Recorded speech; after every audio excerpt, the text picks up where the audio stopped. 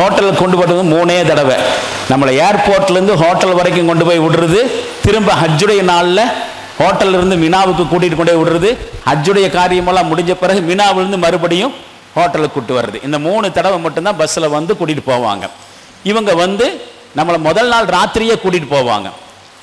கொஞ்சம் தூரம் கம்மி தான் சொன்னால் கூட கூட்டம் அதிகமாக இருக்கிறனால எறும்பு ஊறுன மாதிரி தான் வண்டி வாகனம் போகும். நாங்கள் முதல் நாள் ராத்திரி கிளம்பி அடுத்த நாள் 11 மணிக்கு போய் சேர்ந்தோம். இஷாவுக்கு பிறகு சாப்பிட்டு முடிச்சு கிளம்பி அடுத்த நாள் சுமார் 11 மணிக்கு என்ன செஞ்சோம், மீனாவுக்கு போய் சேர்ந்தோம்.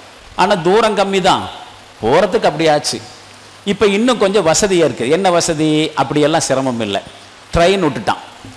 உங்களுக்கு என்ன செஞ்சுருவாங்க, கையில் ட்ரெயின் டிக்கெட் கொடுத்துருவாங்க. எந்த இடத்துலேருந்து எந்த இடத்துக்கு போகிறோமோ அதுக்கு நான் ட்ரெயின் பட்டை கையில் கட்டுற மாதிரி அதில் இருக்கும். ஃப்ரம் டு கலர் கலராக இருக்கும். அந்த கலருக்கு உண்டான டிக்கெட்டை கையில் வச்சுக்கிட்டு போயிட்டாக்க ட்ரெயினில் ஏறி போயிட்டே இருக்கலாம், கொண்டு இறக்கி விட்டலாம். சல்லு பாருங்கள், இடையில டீட்டெயில்ஸ் வரும், பார்த்துக்கலாம். அப்போ அந்த மாதிரி வந்து நீங்கள் கிளம்பி போகலாம். மீனாவுக்கு போகிறோம். புனித மக்கா நகரில் அவங்க தங்கி இருக்கக்கூடிய இடத்துலேருந்து ஹஜ்ஜுக்காக வேண்டி எஹ்ராம் ஆடை அணிந்து கொண்டு மினாவுக்கு புறப்படணும். அதே மாதிரி இங்கிருந்து எப்படி எஹ்ராம் ட்ரெஸ் போட்டு போனோம் அல்லது எஹ்ராம் நெய்யத்து வச்சுட்டு போனோமோ ரூமிலிருந்தே எஹ்ராமுக்கான ஆடை கிழிச்சு உம்ராவுக்கு செஞ்ச மாதிரியே திரும்பவும் எஹ்ராம் ஆடை நெய்யத்தோட பஸ்ஸில் ஏறியா ட்ரெயினில் ஏறியா போயாச்சு. நெய்யத்து வைக்கிறோம். என்னன்னு நெய்யத்து வைக்கிறோம்? அல்லாஹும்ம லப்பைக்க ஹஜ்ஜா, அல்லாஹுவே ஹஜ்ஜுக்காக இதோ நான் வந்து விட்டேன் என்று ஹஜ்ஜுங்க. உம்ராவுக்கு எப்படி நியத்து வச்சோம்? அல்லாஹும்ம லப்பைக்க உம்ரத்தன், அல்லாஹும்ம லப்பைக்க உம்ரா, இன்னி உரியதுல் உம்ரான்னு சொல்லி ஒன்று வந்துச்சு. இங்கேயும் வரும் சிலது, பார்த்துக்குங்க. சின்ன நியத்து இதுதான், அல்லாஹும்ம லப்பைக்க ஹஜ்ஜா, அல்லாஹுவே ஹஜ்ஜுக்காக வேண்டி இதோ நான் புறப்பட்டு வருகிறேன் நியத்து வச்சுட்டு கிளம்பிடணும். கிளம்பி இஹ்ராம் அணிஞ்ச பிறகு மறுபடியும் என்ன செய்யணும்? தல்பியாவை உரத்து சொல்லி கொண்டிருக்க வேண்டும். தல்பியா ஏற்கனவே விவரிச்சாச்சு. இந்த இடத்துல இந்த மாதிரி சொல்லணும். இவ்வாறு ஒரு தடவை சொல்லணும். என்னன்னு இந்த அரபி மட்டும் கொஞ்சம் சத்தமா யாராவது வாசி சொல்ல முடியுமா? எனக்கு கேட்கிற மாதிரி அங்கிருந்து இதில் இருக்கக்கூடிய அரபிய.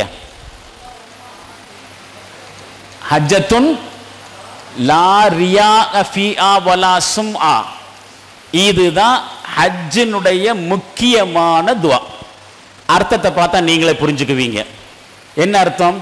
அல்லாஹுவே இந்த ஹஜ்ஜை முகஸ்துதி மற்றும் பிறர் மெச்சுவதை கேட்பதற்காக செய்வதிலிருந்து பாதுகாத்தருள்வாயாக. நம்ம ஃபர்ஸ்ட் ஹஜ்ஜ மப்ரூர் அப்படின்னா என்ன அர்த்தம்? அல்லாஹ்வுக்காண்டி மட்டுமே ஹஜ் செய்யணும். எந்த வேறு எண்ணமும் சிந்தனை வந்துடக்கூடாது. எல்லாரும் என்ன ஹாஜியார்னு சொல்லணும், ஹஜ்ஜுக்கு போயிட்டு வந்தாலும் போட்டு ரொம்ப இம்பார்ட்டன்ஸ் தரணும். நம்ம நிய்யத் அப்படி ஆயிடக்கூடாது. அதனால இந்த துவா ரொம்ப முக்கியம். அல்லாஹும்ம ஹாதிஹி ஹஜ்ஜத்துன் லா ரிஆ ஃபீஹா வலா சும்மா, பிறர் என்னை பாராட்டுவதை காது குளிர, என்ன ஹாஜியார்னு கூப்பிட்டா மனசுக்குள்ள என்ன சந்தோஷம். அந்த சந்தோஷத்துக்காக வேண்டி ஹஜ் செஞ்சா அல்லாஹ்வை சந்தோஷப்படுத்துறதுக்காக வேண்டி தான் ஹஜ். அல்லாஹ் நம்மளை ஹாஜியார்னு சொல்லணும். அதனால அல்லாஹ் ஆல்ரெடி என்ன செஞ்சிட்டான், நம்மளை கூப்பிட்டுட்டான், விருந்துக்கு கூப்பிட்டு இருக்கிறான். அதனால தான் வந்து ஹதீஸுகள்ல வந்து ஹாஜிகள் அல்லாஹ்வின் விருந்தாளிகள். அதனாலேயே மக்காவில் இருக்கக்கூடிய போலீஸ் உள்பட எல்லா அதிகாரிகளும் ஹாஜிகளுக்கு ரொம்ப முக்கியத்துவம். எந்த விதமான டிஸ்டர்பன்ஸ் பண்ண மாட்டான். நம்ம என்ன குறும்புத்தனமே பண்ணா கூட ஹாஜி ஹாஜி ஹாஜி ஹாஜின்னு தான் சொல்லுவான வழிய விரட்டுறது, அடிக்கிறது, திட்டுறது. திட்டினா அவன் ஜெயிலுக்கு போயிடுவான், போலீஸ் ஜெயிலுக்கு போயிடுவான். கவர்மெண்ட் ஹாஜிகளுக்கு அந்த முக்கியத்துவத்தை கொடுக்கிறான். ஏனென்றால் இவர்கள் அல்லாஹ்வின் விருந்தாளிகள், துயூஃபுல்லா, அல்லாஹ்வுடைய விருந்தாளிகள் அப்படின்னு சொன்னா அல்லாஹ் நம்மளை விருந்தாளியா கூப்பிட்டுட்டான். அந்த அங்கீகாரத்தை விட துனியாவுடைய அங்கீகாரம் நமக்கு வேணுமா? அப்படி வந்துருச்சுனாக்கா, அதனால இந்த துவா ரொம்ப முக்கியம். அல்லாஹும்ம லப்பைக்க ஹஜ்ஜன் அப்படின்னு சொல்லிட்டு அல்லாஹும்ம ஹாதிஹி ஹஜ்ஜத்துன் லா ரிஆ ஃபீஹா வலா சும்மா அப்படின்னு சொல்லிட்டு தல்பியாவுக்கு பிறகு தொடர்ந்து போயிட்டு இருக்கணும். இப்போ என்ன செய்யணும்? இப்போ புனித பயணிகள் பஸ்ஸு அல்லது நவீன ட்ரெயின் பேருந்துகளை மினா மற்றும் உள்ள இடத்துக்கு அழைச்சிட்டு போவாங்க. இப்போ மினாவுக்கு போகிறோம், மினா பெருவழியை நோக்கி. மினானா தெரிஞ்சிச்சா? எந்த இடம்? இஸ்மாயில் நபியை இப்ராஹிம் நபி மல்லாக்க படுக்க வச்சு கழுத்தை அறுத்த இடம். அறுக்கிறதுக்கு முயற்சி செய்தாங்களோ அந்த இடம் மினா. மஸ்ஜிதுல் ஹராமிலிருந்து சுமார் 5.5 கிலோமீட்டர் தூரத்தில் மினா. நம்ம எங்கே தங்கியிருந்தோமோ அதுலேருந்து 5.5 கிலோமீட்டர் தான். ஆனால் ஒரு நாள் நைட்டு கூட முதல்ல போயிட்டு இருந்தாங்க, இப்போ சீக்கிரமாக கூட்டிகிட்டு போயிடுறாங்க. என்ன மினா? இது ஒரு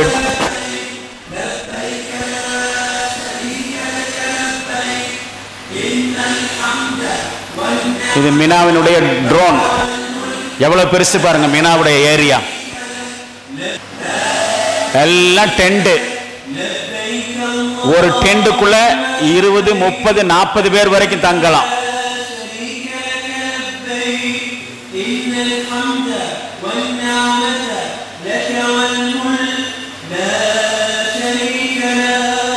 மிக பிரம்மாண்டமான ஒரு பெருவழி, வெறும் டென்ட்டு போகிறீங்க. உங்கள் கையில் அதுக்கு அந்த டென்ட்டினுடைய பாஸ் எல்லாம் கொடுத்துருவாங்க. அந்தந்த டென்ட்டில் ஒரு டென்ட்டுக்கு 20 அல்லது 30 அல்லது 40, எல்லா டென்ட்லேயும் ஏசி, வெயில், அதனால் ஏசி இருக்கும், பெட்டு கிட்டு எல்லாம் கொடுத்துருவாங்க.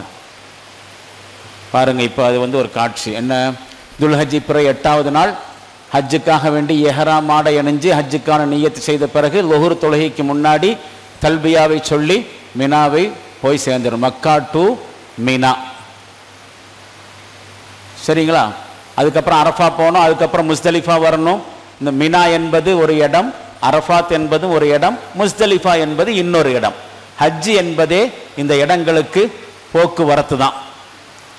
நடையா நடக்கணும், பஸ்ஸு எல்லாம் வசதி இருந்தாலும் சில இடங்கள் நடக்க வேண்டி வரும். அப்படி தான். அப்போ மினாவுக்கு வர்றோம். இப்போ மினாவில் என்ன பார்க்கலாம், மினாவினுடைய அமைப்பு, அங்கே என்னவெல்லாம் பண்ணணும். எல்லா இடத்துலையும் இந்த மாதிரி மினா என்ஸ் ஹேர்ன்னு சொல்லி மினாவுடைய எல்லையை என்ன செஞ்சுருக்கிறாங்க, இந்த மாதிரியான பெரிய பெரிய சைன் போர்டு வச்சு நிறுத்தியிருக்காங்க. நம்ம மினாவில் தங்கி இருக்கிற நாட்களில் இந்த எல்லையை தாண்டி போகக்கூடாது. ஏஹராம் அந்த ஹஜ்ஜினுடைய இது முறிஞ்சிரும். அப்படி வெளியே போனால் மக்ரிபுக்கு முன்னாடி என்ன செஞ்சிடணும், வந்துடணும். ரொம்ப தொலைவு போய் உள்ளே வர முடியாமல் போயிடக்கூடாது. அதனால் அங்கங்கே அந்த மாதிரி வச்சுருப்பாங்க. இப்போ என்ன பண்ணலாம், மினாவுடைய ஏரியாவை கொஞ்சம் இன்டெப்த்தாக பார்க்கலாம். எஸ், மினாவுடைய டென்ட் அமைப்புகள்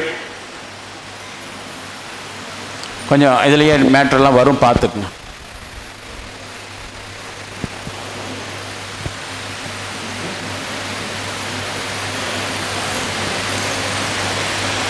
மினாவில் வந்து தங்குறதுக்கு கிடச்ச பிறகு அங்கே தான் நம்ம இருக்கணும். அங்கங்கேயே ஜமாத் போட்டு தொழுதுக்கலாம்.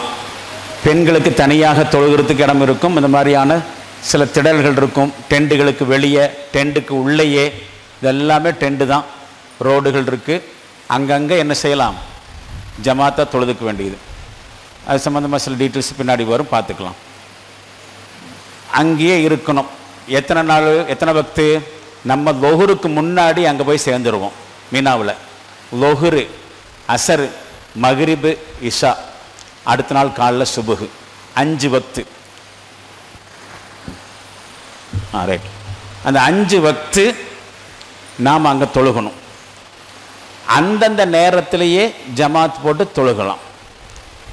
அல்லது சில பேர் சொல்லுவாங்க ஜம்மு கசராக தொழுகிறது. 2 ரக்காத்தை 4 ரக்காத்தை 2 சுருக்கியும் லொஹுரையும் அசரையும் சேர்த்து தொழுகிறது அப்படிங்கிற மாதிரி சிலது இருக்குது.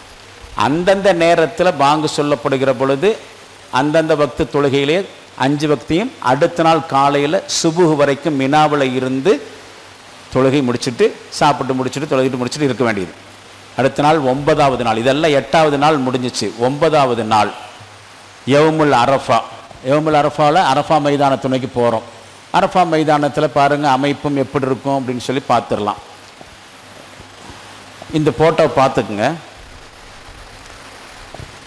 மக்காவிலிருந்து 22 கிலோமீட்டர் தூரத்தில் அமைஞ்சிருக்கு.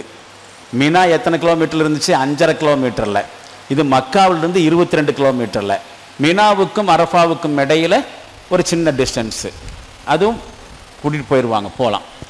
இப்போது இதுதான் அந்த மெத்தேடு பாருங்கள். துல்ஹஜ் பிறை 9வது நாள் யவுமுல் அரஃபா, சூரிய உதயத்துக்கு பின்னாடி தக்பீர், தஹலீல் மற்றும் தல்பியாவை சொல்லிக்கொண்டு மினாவிலிருந்து அரஃபா மைதானம் செல்லணும். தக்பீர் அல்லாஹு அக்பர்னு தெரியும். தஸ்பீஹ் தெரியும். தஹ்லீல் அது என்னது? தஹ்லீல் யாராவது சொல்ல முடியுமா? தஹ்லீல் தக்பீர்னா அல்லாஹு அக்பர்னு சொல்றது, அல்லாஹ் மிக பெரியவன். தஹ்லீல்னா என்னது? லா இலாஹா இல்லல்லாஹ் முஹம்மது ரசூலுல்லாஹ்னு சொல்றது, ஷஹாதத்து கலிமாவை சொல்றது. அஷ்ஹது அல்லா இலாஹா இல்லல்லாஹு வஹ்தஹு லா ஷரீக லஹு வ அஷ்ஹது அன்ன முஹம்மதன் அப்துஹு வ ரசூலுஹு. தஹ்லீல். மறுபடியும் தல்பியா சொல்லிக்கிட்டே மினாவிலிருந்து அரஃபா. لبيك اللهم لبيك لبيك لا شريك لك لبيك إن الحمد والنعمة لك والملك لا شريك لك لبيك اللهم لبيك لبيك لا شريك لك لبيك إن الحمد والنعمة لك والملك لا شريك لك لبيك اللهم لبيك لبيك لا شريك لك لبيك إن الحمد والنعمة لك والملك لا شريك لك لبيك اللهم لبيك لبيك لا شريك لك لبيك إن الحمد والنعمة لك والملك لا شريك لك.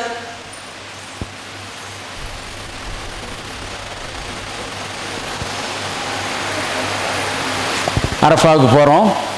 அரஃபாவில் வாதி நமிரா அப்படிங்கிற இடத்துல மஸ்ஜிதின் நமிரா அப்படின்னு ஒரு பள்ளிவாசல், அங்கே தங்குறதுக்கு இடம் கிடைச்சா தங்கலாம். அரஃபாவில் மினாவில் டென்ட் செட்டப்லாம் இருக்கிற மாதிரி அரஃபாவில் டென்ட் செட்டப்லாம் இல்லை.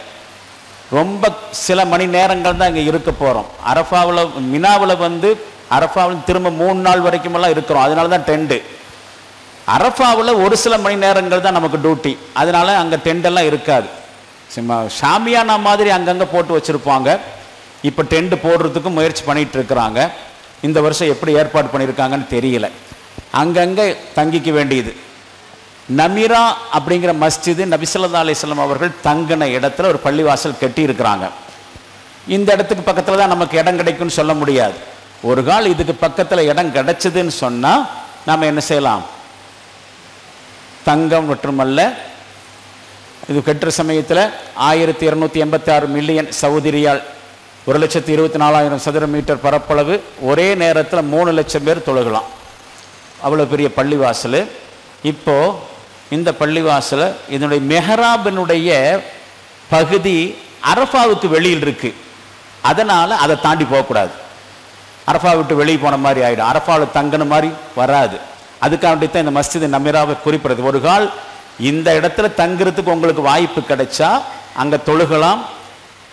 மெஹராபு பகுதி, இமாம் நின்று தொலை வைக்கிற இடம் இருக்கா இல்லையா, அதனுடைய ஒரு பகுதி அரஃபாவுக்கு வெளியே இருக்குது. அரஃபா எண்டுக்கு அதுக்கு வெளியே போகக்கூடாதுங்கிறனால அந்த விஷயம். இப்போ நீங்கள் பாருங்கள், அரஃபாவில் லுஹரு அசரு தொழுகைகளை ஜம்மு கசராக என்ன செய்யணும்? நிறைவேற்ற வேண்டும். அரஃபாவில்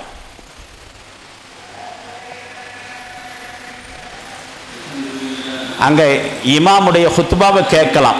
ஹஜ்ஜுக்காக வேண்டிய ஹுத்பா, வெள்ளிக்கிழமை ஹுத்பா இல்லை, ஹஜ்ஜுக்கான ஹுத்பாவை இமாமை அவரு இஹ்ராம் நிலையில தான் ஹுத்பா நடத்துறார். மஸ்ஜித் நமிரா பள்ளிவாசல்.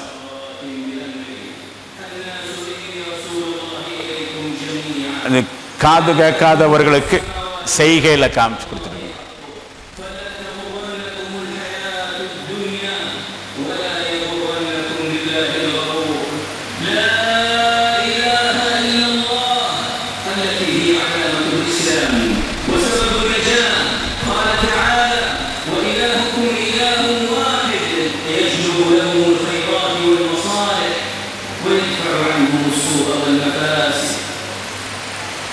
அங்கே தொழுகிறதுக்கு இமாமுடைய ஹுத்பாவை கேட்கலாம்.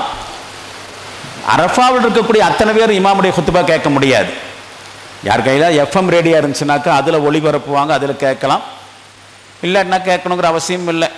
ஹஜ்ஜுக்கான ஹுத்பா இது, வெள்ளிக்கிழமை ஹுத்பா இல்லை.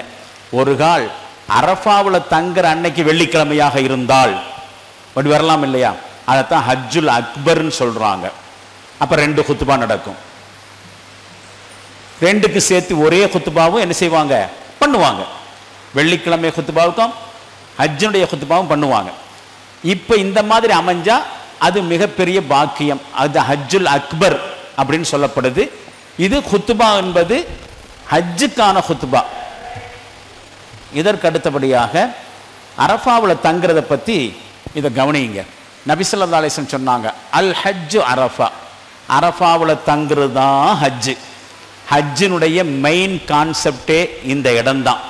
இந்த ஹஜ்ஜு வழிகாட்டுதல் நிகழ்ச்சியினுடைய மைய பகுதியும் இதுதான். இன்னைக்கு பூரா நம்ம கேட்கறதுடைய, இதுவரைக்கும் கேட்டதோ இனிமேல் கேட்க போறதோ இடையில் இருக்கக்கூடியதான். அரஃபாவில் தங்குறதுக்கு பேர் தான் ஹஜ்ஜு. அதை பற்றி நம்ம வந்து நிறைய செய்திகள் தெரிஞ்சுக்கணும். அதுக்கப்புறம் நம்ம கொஞ்சம் சீக்கிரமா போயிடலாம். என்ன என்று கேட்டா, பாருங்க, மினாவுக்குள்ள இந்த அரஃபாவில் இந்த மாதிரி ஜபல் ரஹ்மத்துன்னு ஒன்று இருக்கு. ஒரு பெரிய குன்று மாதிரியான ஒரு சிறு மலை. நபி ஸல்லல்லாஹு அலைஹி வஸல்லம் அவர்கள் அரஃபாவில் தங்கும்போது அந்த இடத்துல தங்கியிருந்தாங்க. அது ஒரு குன்று, ஜபல் ரஹ்மத்தின் பேர். நம்ம ஆரம்பத்தில் ஒரு போட்டோ காமிச்ச சென்டரில் ஒரு தூண் நிற்கிற மாதிரி, அது ஒரு அடையாளத்துக்கு தான் வச்சிருக்காங்களுடைய, அது எந்த புனிதமும் கிடையாது. ஆனால் நம்ம மக்கள் அதை ஒரு புனிதமாக, அந்த செவுத்தை புனிதமாக்கி அங்கதான் போகணும், ஜபல் ரஹ்மத்தில் தான் போய் தங்கணும் அப்படி மாதிரி. நம்ம வந்து ஜியாரத் என்கிற பேர்ல உம்ரா முடிச்ச பிறகு தனியாக என்ன செய்யலாம், அரஃபாவுடைய நாளுக்கு முன்னாடி அரஃபாவை எல்லாம் பஸ்ல பார்க்கலாம், கார்ல வந்து பார்க்கலாம். அப்ப ஜாலியா ஏறி நின்று பார்க்கவோ, ஒரு டூர் மாதிரி பார்க்க, போட்டோ எடுக்கவோ என்ன வேணாலும் செய்யலாம்.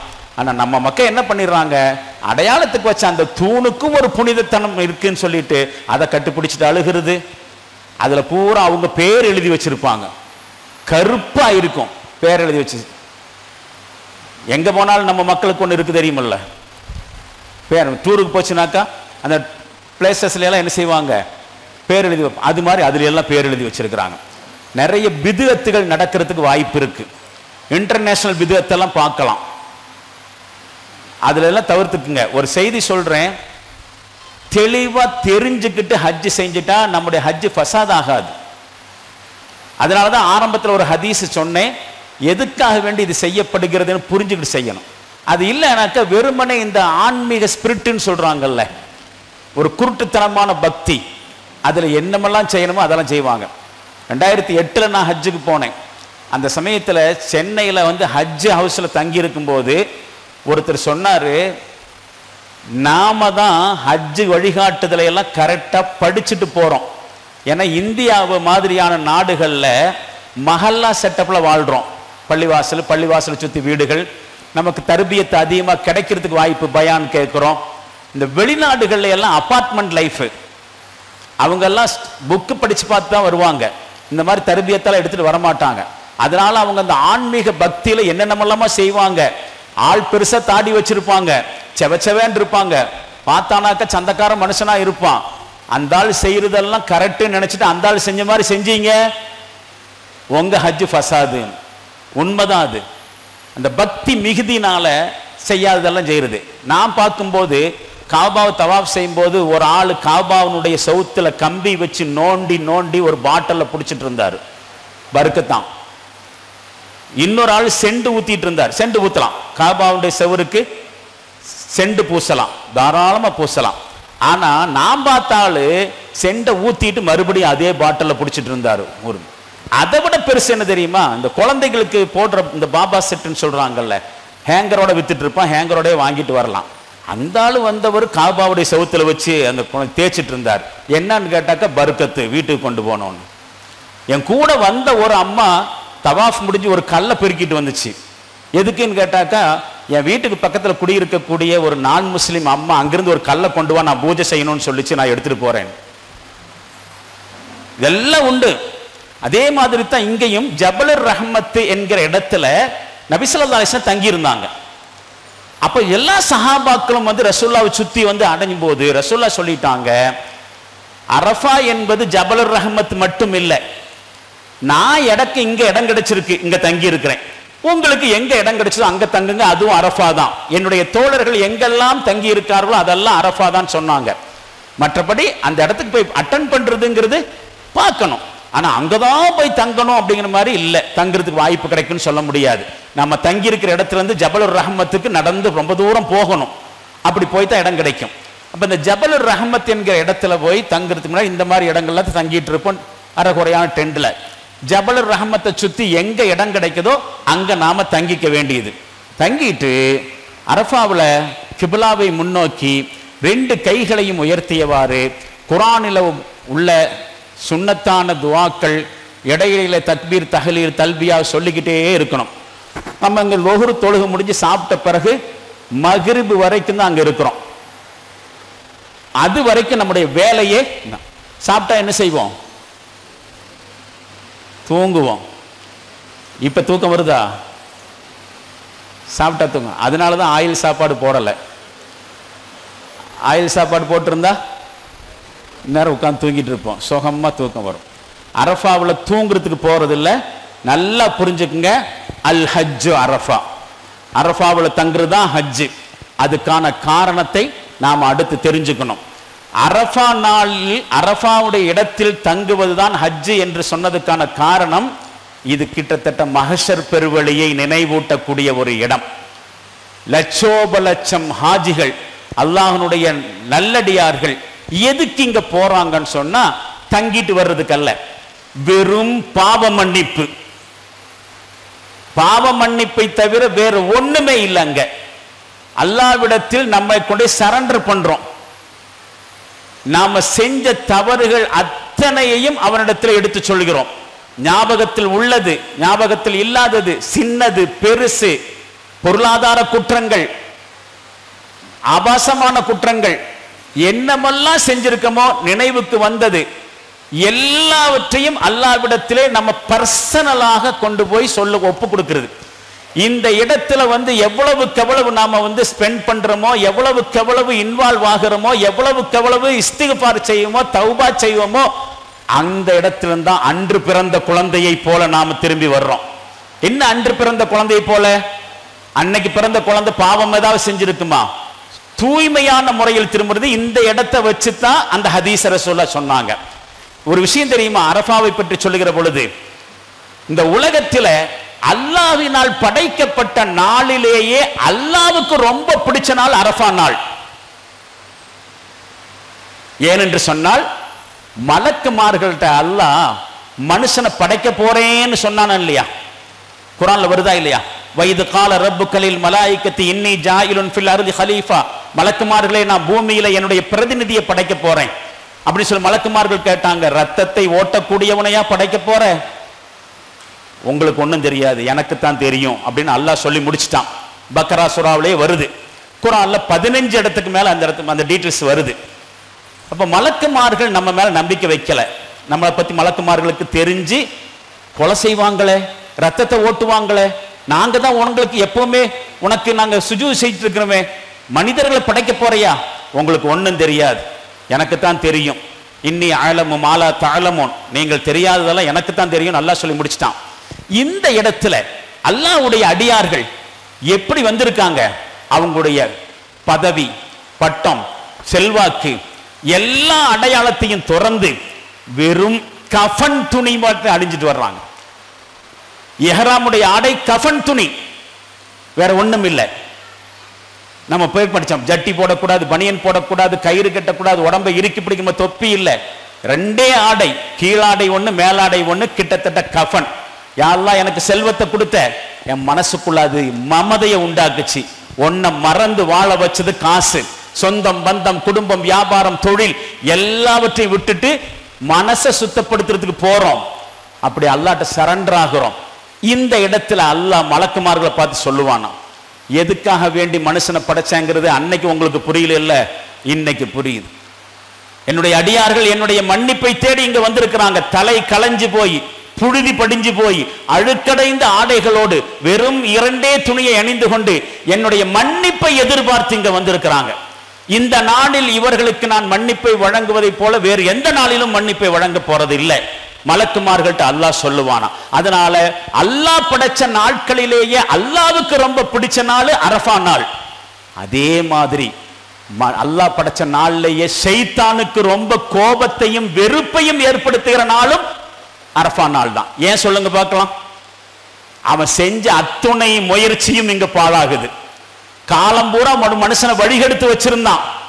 கண்ட கண்ட தப்பையும் பாவங்களையும் தொடர்ந்து செய்ய வச்சிருந்தான். அது அத்தனையும் இங்க என்ன ஆகுது? காணாம போகுது. சைத்தானுக்கு பிடிக்குமா அது?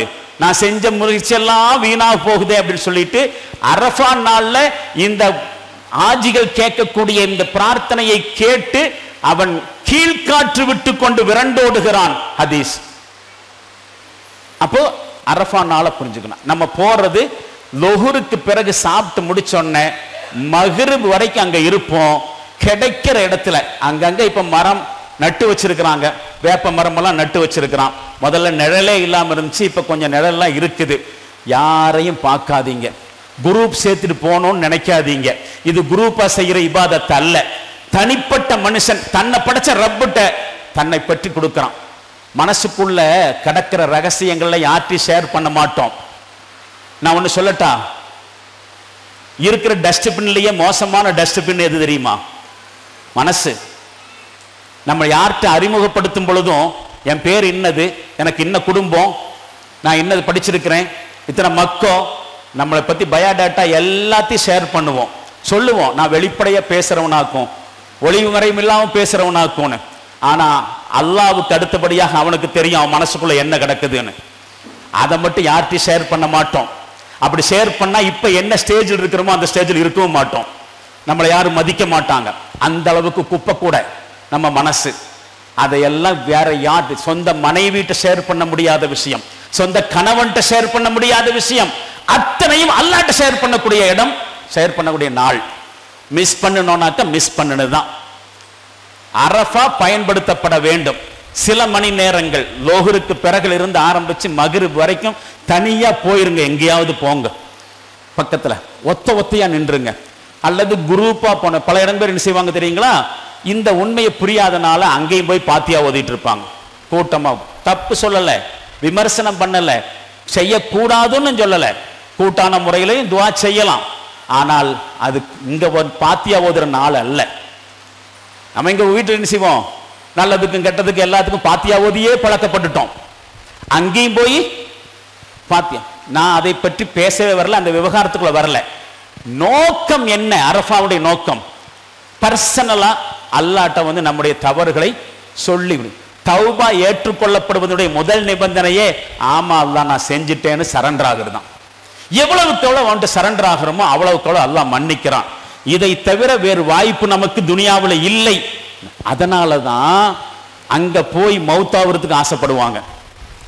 ஏன் சொல்லுங்க? எல்லாத்தையும் கிளியர் பண்ண பிறகு மறுபடியும் இங்க வந்து என்ன பண்ணுவோம்? அதே வேலை தான் நடக்கும். அங்க ஆசைப்படுவாங்க. அப்படியே கிளியர் பண்ணதோட அன்று பிறந்த குழந்தை மாதிரி மௌத்தா போயிட்டாக்கா ராகத்தாச்சு. திரும்பி வந்து மறுபடியும் பாவம் செஞ்சு மறுபடியும் அதெல்லாம் வேணும். அங்க போய் நம்முடைய பாவத்தை கழுவுவதற்கான இடம்ங்கிறத புரிஞ்சுக்கிட்டு பாருங்க. இந்த வசனத்தை கவனிங்க, ஓதுற விதத்தையும் கவனிங்க.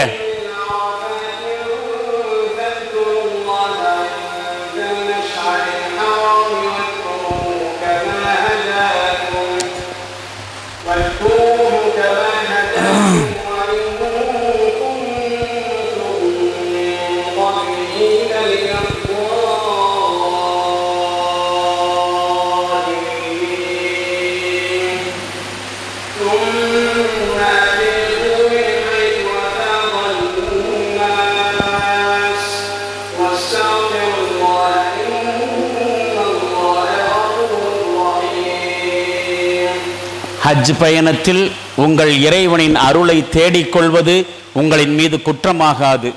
இன்னும் அரஃபாத்திலிருந்து நீங்கள் திரும்பி வரும் பொழுது மஷ்அருல் ஹராமில் முஸ்தலிஃபாவில் தங்கி அல்லாஹுவை நினைவு கூறுங்கள். மேலும் அவன் எவ்வாறு தன்னை நினைவு கூற வேண்டும் என்று உங்களுக்கு அறிவுறுத்தி இருக்கின்றானோ அவ்வாறு அவனை நினைவு கூறுங்கள். இதற்கு முன்னரோ நீங்கள் வழி தவறியவர்களாய் இருந்தீர்கள்.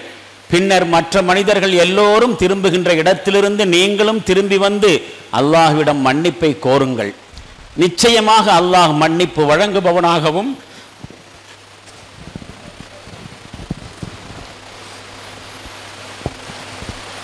கருணை புரிபவனாகவும் இருக்கிறான்.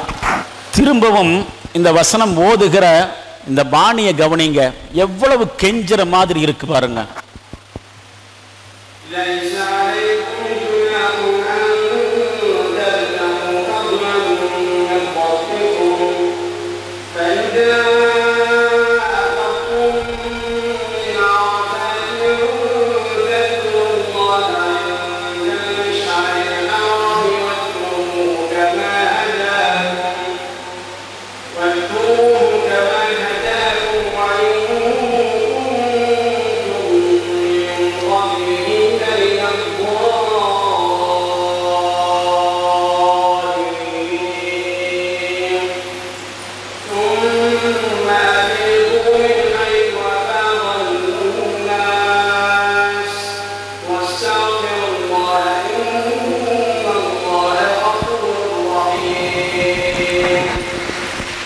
குரான் ஓதும் பொழுது, இந்த வசனத்தை ஓதும் பொழுது அர்த்தம் தெரிஞ்சவங்களா இருந்தா தன்னால கண்ணில் தண்ணி வரணும்.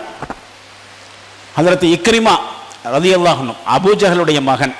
அபூஜஹலுக்கு அல்லாஹ் இஸ்லாத்தை ஏற்றுக்கிற வாய்ப்பை கொடுக்கல, ஆனால் அவருடைய மகனுக்கு அந்த வாய்ப்பை கொடுத்தான். இக்ரிமா ரலியல்லாஹு அன்ஹு குரானோட ரொம்ப தொடர்பு வச்சிருந்தவங்க. அவங்க குரானை பற்றி எடுத்தானாக்கா விரித்து கண்ணில் வச்சு ஒத்திக்கிட்டு தான் ஓத ஆரம்பிப்பாங்க. அதே மாதிரி முடிக்கும் பொழுதும் கண்ணில் ஒத்தி வச்சுக்கிட்டு ஹாதா கலாமு ரப்பி, இது என்னுடைய ரப்புடைய வார்த்தை அப்படின்னு சொல்லிட்டு தான் மூடுவாங்க. அவங்க சொல்கிறாங்க,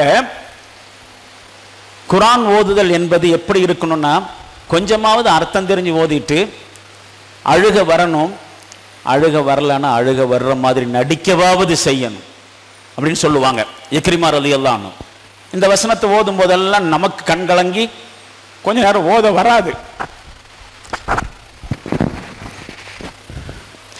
அரஃபாங்கிறது, அரஃபா தினம், அரஃபா இடம் நமக்கு கிடைச்சிருக்கக்கூடிய ஒரு பெரிய வாய்ப்பு. இங்க உட்கார்ந்து இருக்கிற இந்த ஆஜியை யோசனை பண்ணி பார்க்கணும்.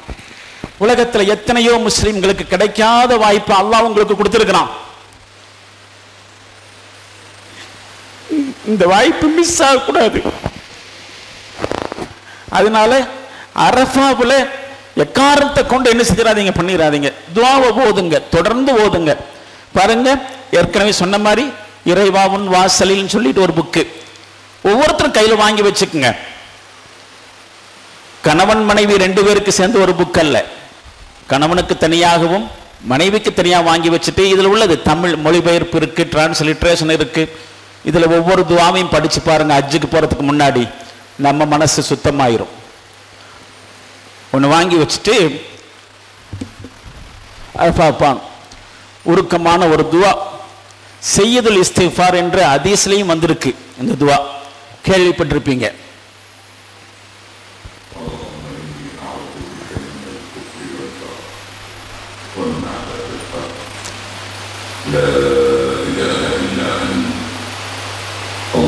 ஜபலுர் ரஹ்மத் மேல ஒரு தூண் மாதிரி இருக்கு.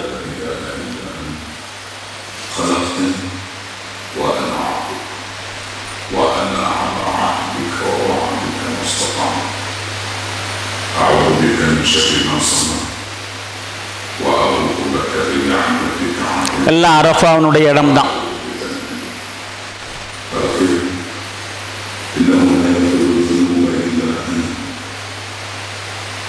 அரஃபா அல்லாஹ்வே எனது இறைவா, இறையில்லாதலிருந்தும் வறுமையிலிருந்தும் மன்னரின் வேதனையிலிருந்தும் நிச்சயமாக நான் உன்னிடம் பாதுகாவல் தேடுகின்றேன். உன்னை தவிர வணக்கத்திற்கும் கீழ்ப்படிதற்கும் உரிய இறைவன் வேறு யாரும் இல்லை. அல்லாஹ்வே, நீயே எனது அதிபதியாக இருக்கின்றாய். உன்னை தவிர வணக்கத்திற்கும் கீழ்ப்படிதற்கும் உரிய இறைவன் வேறு யாரும் இல்லை. நீயே என்னை படைத்திருக்கின்றாய், நானும் உன்னுடைய அடிமையாக இருக்கின்றேன். நான் உன்னிடம் செய்த வாக்குறுதியிலும் ஒப்பந்தத்திலும் என்னால் முடிந்தவரை நிலைத்திருக்கின்றேன். நான் செய்துவிட்ட செயல்களின் தீங்குகளிலிருந்து உன்னிடம் நான் பாதுகாவல் தேடுகின்றேன். நான் உனக்காகவே உன்னிடமே என்னை நான் ஒப்புவிக்கின்றேன். மன்னித்தருள்வாயாக. நிச்சயமாக உன்னை தவிர பாவங்களை வேறு யாராலும் மன்னிக்க முடியாது. ரொம்ப முக்கியமான விஷயம். அதனால தான் ஆரம்பத்தில் நான் சொன்னேன், அரஃபா பயன்படுத்தப்பட வேண்டும். மக்ரிப் வரைக்கும் இந்த துஆவும் உங்களுக்கு தரக்கூடிய அந்த புத்தகத்தில் இருக்கு. மனப்பாடம் பண்ணிக்கங்க, இல்லாட்டி கையில் பத்திரமா வச்சுட்டு போங்க, ஞாபகத்தில் வராது. இப்போ இந்த இடத்துல 2 செய்தி நான் உங்களுக்கு துணையாக சொல்கிறேன். நம்பர் 1, நம்ம பாவம் மன்னிக்கப்படணுமா இல்லையா? அப்படியானால் நாம் மற்றவங்களுக்கு செஞ்ச பாவங்கள் இருந்து நாம் ரிலீஸ் ஆகணும். சில பாவங்களை அல்லாஹ் மன்னிக்கிறதுக்கு முன்னாடி நாம் யாருக்கு அந்த பாவத்தை செஞ்சோமோ அவங்க மன்னிக்கணும். அவங்க மன்னிக்காம அல்லாஹ் மன்னிக்க மாட்டான். அதனால் ஹஜ்ஜுக்கு போகிறதுக்கு முன்னாடி யார்ட்டையாவது சொந்த பந்தங்கள்கிட்ட, கூட பொறுப்புகள்கிட்ட, பெற்றோர்கள்ட்ட, அண்ணந்தம்பிமார்கள்ட்ட, நட்பு வட்டாரங்களில் ஏதாவது தப்பு பண்ணியிருப்போம். தெரிஞ்சு பண்ணியிருக்கலாம், தெரியாமல் கூட பண்ணியிருக்கலாம், வார்த்தையால் பண்ணியிருக்கலாம், செயல்களால் செஞ்சுருக்கலாம், நமக்கே தெரியாமல் செஞ்சுருக்கலாம். டைரெக்டாக போய் அவங்ககிட்ட என்ன செய்யலாம்? ஒரு பொருத்தம் கேட்டுக்கலாம். அப்பதான் அல்லாஹ் மன்னிப்பான். அது ஒன்று கவனத்தில் வைக்கணும். ஆனால் அதே நேரத்தில் நமக்கு அவங்க துரோகம் செஞ்சுருப்பாங்க, அதனாலேயே அவங்கள சந்திக்காம கூட இருப்போம். அல்லாஹ்வுக்காக வேண்டி அவங்கள மன்னிச்சிடலாம், நாம மன்னிச்சிடலாம். அதுக்கப்புறம் அங்கே போயிட்டு அல்லாஹ் நமக்கு பெரிய அளவுக்கு வாய்ப்பை கொடுக்குறான். அது ஒன்று கவனிச்சுங்க, ஒரு செய்தி. 2வது, மறந்துடாதீங்க, எனக்காக வேண்டி அங்கே துஆ செய்யுங்க அப்படின்னு நம்மள்கிட்ட வசியத்து செஞ்சுருப்பாங்க. ஹஜ்ஜுக்கு போகிறனால கையில் முசாஃபா செய்வோம், எனக்காக வேண்டி துஆ செய்யுங்கன்னு சொல்லுவாங்க இல்லையா? அவங்கள ஞாபகத்தில் வச்சு துஆ செய்யுங்க. ஞாபகம் வரலையா, 2 விஷயம் பண்ணலாம். எழுதி வைங்க, தப்பில்லை. எழுதி வச்சு அவங்க பெயர் குறிப்பிட்டு துஆ செய்யுங்க. அதனால அவங்களுக்கு நன்மையே இல்லை, நமக்கு நன்மை இருக்கு. அதில் ஒரு சுயநலம் இருக்கு. யாருக்காக வேண்டி எதனை கேட்டு துஆ செய்கிறோமோ அதன் காரணமாக அவங்களுக்கும் அல்லாஹ் அதை நீக்கி வைக்கிறான், சாதிச்சு கொடுக்குறான். துஆ கேட்ட நமக்கும் அதை எல்லாம் சாதிச்சு கொடுக்குறான். அதனால பெயர் சொல்லி அல்லாஹ் என்கிட்ட இந்த மாதிரி சொன்னாங்க, நமக்காக வேண்டி கேட்டோன்னு ஃபர்ஸ்ட் நம்மகிட்ட துஆ செய்ய சொன்னாங்க இல்லையா? அவங்க எங்கிட்ட வந்து ஆரோக்கியத்துக்காக வேண்டி துஆ செய்ய சொன்னாங்க, பரக்கத்துக்காக வேண்டி துஆ செய்ய சொன்னாங்க, கல்யாணம் ஆகாமல் இருக்கு அதுக்காக வேண்டி துஆ செய்ய சொன்னாங்க. எல்லாம் ஞாபகத்தில் வச்சு துஆ கேளுங்க. அதுக்கு டைம் எடுத்துக்குங்க. ஞாபகப்படுத்தலையா நோட் பண்ணி வைங்க. இது ஒரு விஷயம். அதே மாதிரி கவனிக்க வேண்டிய இன்னொரு அம்சம் ஒன்றா புரிஞ்சுக்கணும். அரஃபாவில் குறிப்பாக, மற்ற இடங்கள்லையும் அதுக்கான வாய்ப்பு இருக்கு. ஹஜ்ஜுங்கிறது ஒரு அதிசயம், பல அதிசயம். அது அல்லாஹ் அந்த வசனம் ஆரம்பத்தில் சொன்ன வசனம் சொல்றான், வஃபீஹி ஆயாத்தும் பையினாத், அங்கே அல்லாஹ்வினுடைய அத்தாட்சிகள் இருக்கின்றனன்னு சொல்றான். அந்த அத்தாட்சி என்னன்னு தெரியணும். அதுக்கு ஒரு விஷயம் சொல்றேன். உலகத்தில் எந்த இடத்துலையும் இத்தனை மனுஷங்களை ஒரே நேரத்தில் இவ்வளவு வித்தியாசமா பார்க்க முடியாது. அதிசயமா இருக்கும். ஒரு பக்கம் நீக்ரோக்கள்லையும் பல வகையில். நம்ம இஸ்லாத்தில் வந்து பச்சை குத்தக்கூடாது, டாட்டூஸ் ஒட்டக்கூடாது, செய்யக்கூடாது.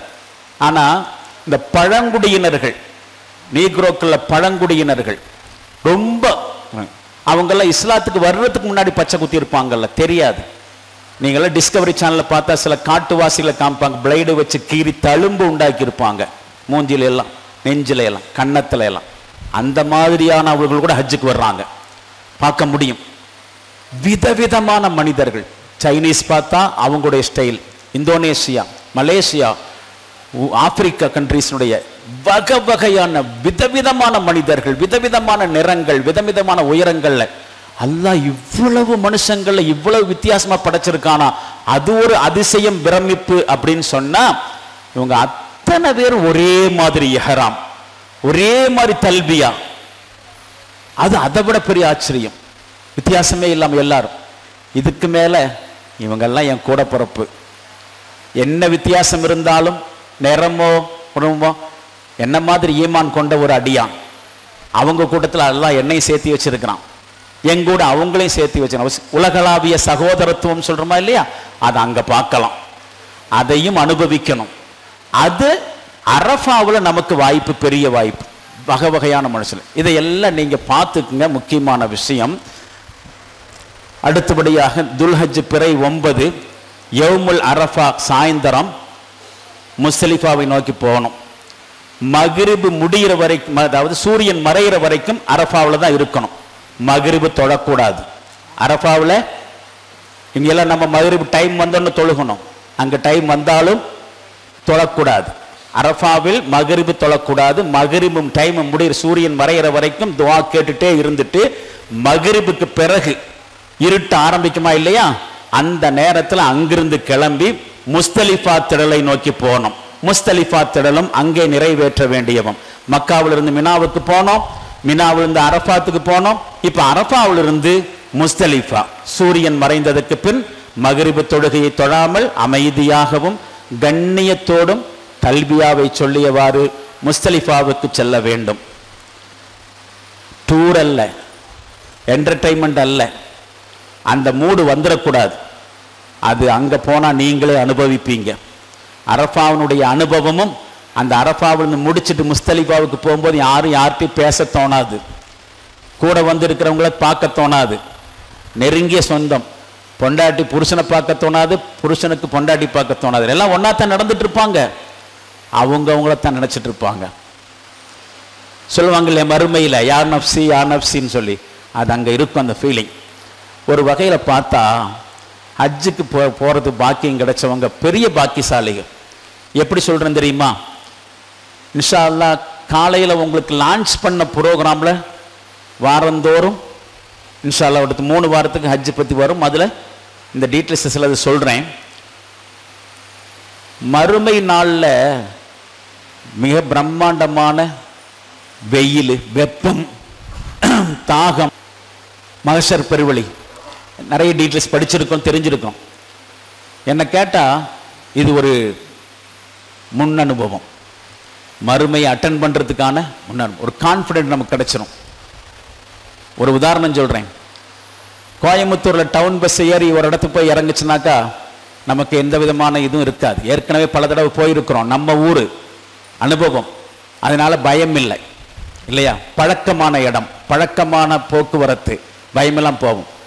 இதுவரைக்கும் நம்ம போகாத தமிழ்நாட்டில் ஏதாவது ஒரு ஊருக்கு போகிறோம், புதுசாக போகிறோம், ஃபஸ்ட்டாக போகிறோம், டவுன் பஸ்ஸில் ஏறுறோம், பதட்டமாக இருக்கும். கரெக்டான இடத்துல இறங்குவோமா, கண்டக்டர் சொல்லுவோம் டைம் இடம் வந்தால் சொல்லுங்க, இடம் வந்தால் சொல்லுங்க. ஏன் பாக்கெட்டை பொத்தி பிடிச்சிருப்போம், ஏன் சொல்லுங்க பார்க்கலாம், பிப்பாக்கெட் அடிச்சிருவானோ. தெரியாத ஊர், இப்போ தெரியாத ஊருக்கு போகும் பொழுது பதட்டம். தெரிஞ்ச ஊரில் அந்த பதட்டமே இல்லாமல் அட்டன் பண்ண முடியுதல்ல. அரஃபாவை அட்டன் பண்ணால் மாஸ்டர் அட்டன் பண்ண முடியும். அரஃபாவை ஃபீல் பண்ணுனா மகஷரை அட்டன் பண்ண முடியும். அரஃபாவை அட்டன் பண்ணாதீங்க, அரஃபாவை ஃபீல் பண்ணுங்க. இப்போ அரஃபா முடிச்சு வரும் பொழுது அது உணர்வீர்கள், அந்த உணர்வு வரணும். இப்போ மக்ரிபுக்கு பிறகு முஸ்தலிஃபாவை நோக்கி போனோம். அரஃபாவிலிருந்து முஸ்தலிஃபா சுமார் 13 கிலோமீட்டர். எப்படி போகிறது, வண்டி வாகனத்தில் இப்போ கூட்டிகிட்டு போகிறாங்க 13 கிலோமீட்டர், ஆனால் நடந்து போவாங்க. 13 கிலோமீட்டரும் நடந்தே போவோம். நானெல்லாம் நடந்து தான் போகணும். மக்ரிபு பிறகு வந்து முஸ்தலிஃபா வரும்பொழுது ஒரு விடிய காலம் 3 மணி இருக்கும். அதிகாலை 3 மணிக்கு வந்து நடந்து வந்தனால. என் கூட ஒரு கர்ப்பிணி பெண்ணு இருந்தாங்க, நிறைய மாத கர்ப்பிணி பெண். நாங்கள் கூட்டிகிட்டு போனது, அவங்களும் நடந்தே வந்தாங்க. அல்லாஹ் கிருபை கொண்டு ஒன்றும் இல்லை, அந்த குழந்தை வயிற்றில் வச்சுக்கிட்டே தவாஃபெல்லாம் பண்ணாங்க, வயிற்றில் இருந்துட்டு. அந்த மாதிரி 13 கிலோமீட்டர் நாங்கள் நடந்து வந்தோம். பஸ்ஸில் தான் கூட்டிகிட்டு போவாங்க, ஆனால் ரொம்ப ஸ்லோவாக போகும். அப்போ மக்ரிபுக்கு கிளம்பி நடந்து வந்தால் ராத்திரி 3 மணிக்கு முஸ்தலிஃபாவில் வரும். முஸ்தலிஃபாவும் அரஃபா மாதிரியான ஒரு மைதானம் தான், ஆனால் அரஃபாவில் இருக்கிற மாதிரி கூட இங்கே வசதி வாய்ப்புகள் இருக்காது. அங்கேயாவது சாமியான டெண்டாவது இருக்கும். கண்ணு கட்டிய தூரம் வரைக்கும் மகஷர் பிழிவழியை மறுபடியும் நினைவூட்டுகிற ஒரு இடம் முஸ்தலிஃபா. அந்த இரவு நேரத்தில் வெள்ளை ஆடை அணிஞ்சிருக்கக்கூடிய, இஹ்ராம் அணிஞ்சிருக்கக்கூடியவங்க அப்படியே பரவி இருப்பாங்க. மலைகள் குன்றுகளெல்லாம் படுத்திருப்பாங்க. அந்த குன்றுகளில் இஹ்ராம் ஆடையோட படுத்திருக்கக்கூடிய பார்க்கும் பொழுது ஒரு பாலாறு மலையிலிருந்து வழிகிற மாதிரி தோணும். ஆனா மனுஷங்க இஹ்ராமோட படுத்திருக்கிறாங்க, ரெஸ்ட் எடுக்கணுங்க. பாருங்க, முஸ்தலிஃபாவை அடைந்ததும் மக்ரிப் இஷாவை ஜம்மு கஸ்ரா தொழுகணும். அது என்ன டைம்ல வந்தாலும் சரி, இஷா டைம்லேயே வந்தாலும் சரி, 2 மணிக்கு வந்தாலும் சரி, 3 மணிக்கு வந்தாலும் சரி, வந்த உடனே செய்ய வேண்டியது அரஃபாவில் மக்ரிப் தொழுகலை, இஷாவையும் தொழுகலை. மக்ரிபையும் இஷாவும் சொல்லணும். மக்ரிப் ஃபர்ஸ்ட் என்ன செய்யணும்? தொழுக முடிச்சிடணும். 2வது இஷாவை 2 ரக்காத்தாக சேர்த்து சொல்லணும். ஜம்மு கஸ்ரு, ஜம்முனா சேர்த்தி தொழுகிறது, கஸ்ருனா சுருக்கி தொழுகிறது.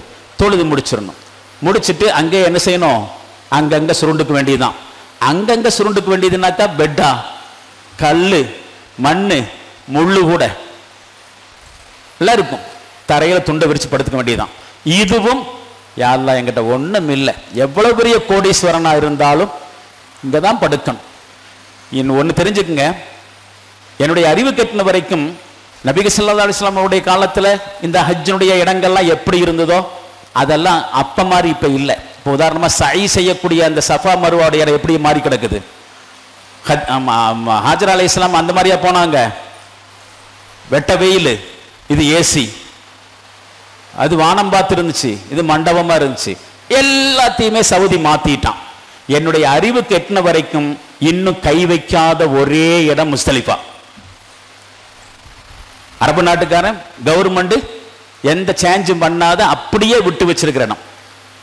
அதனால நாம அந்த காலத்துக்கே போய் ஹஜ் செய்தனுடைய ஃபீலிங்கை முஸ்தலிஃபாவில் இன்னும் கூடுதலாக என்ன செய்ய முடியும்? அனுபவிக்க முடியும்.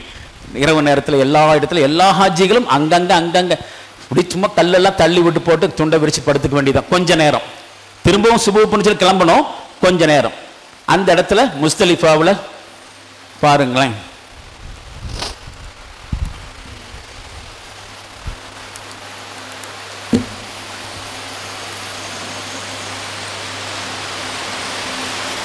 இதுவும் அப்படித்தான்.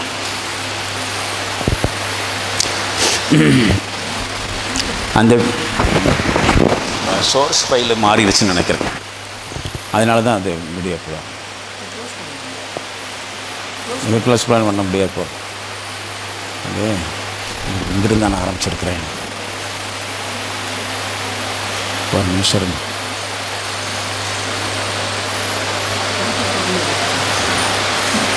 இந்த இடத்துல இருக்குன்னு நினைக்கிறேன். இல்லை,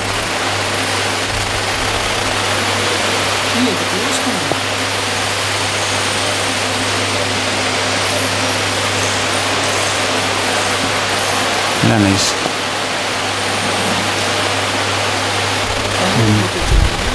எது? இல்லை இல்லை,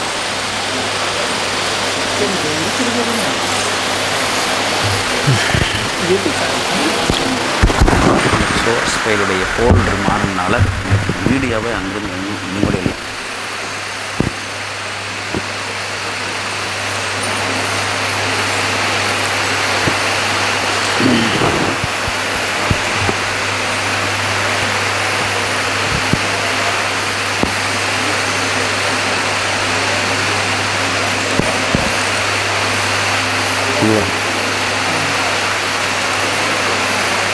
ஆனால் இதில் வந்து இது இருக்காது, இந்த கல் எறிகிறது.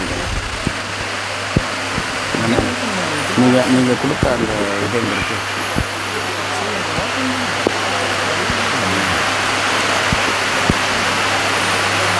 இல்லையா?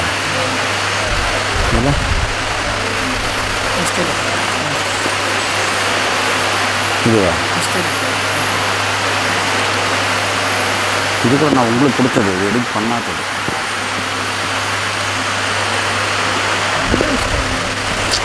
இல்லை, நானே எங்கே வச்சுருக்கேன்னு தெரியலையே. இதுதான் போட்டிருந்தேன், அதான் போட்டேன்.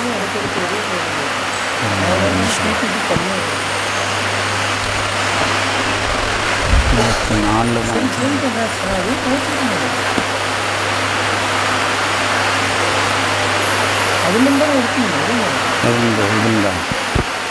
இதுவா?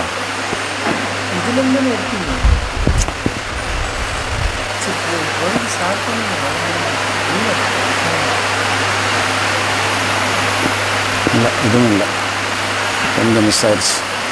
சரி, பரவாயில்ல.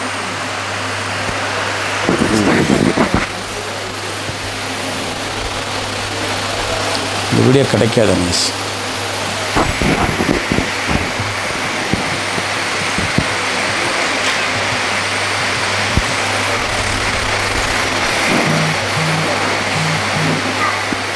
இருக்கும்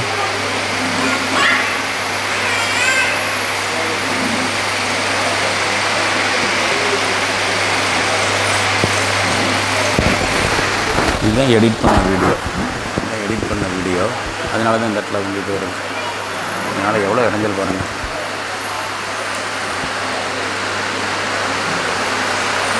இருங்க, க்ளோஸ் பண்ணுங்க.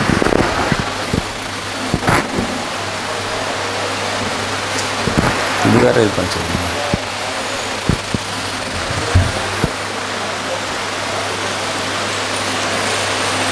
ப்ளே பண்ணு. எஸ் கொடுங்க. இப்போ தொழாதுங்க.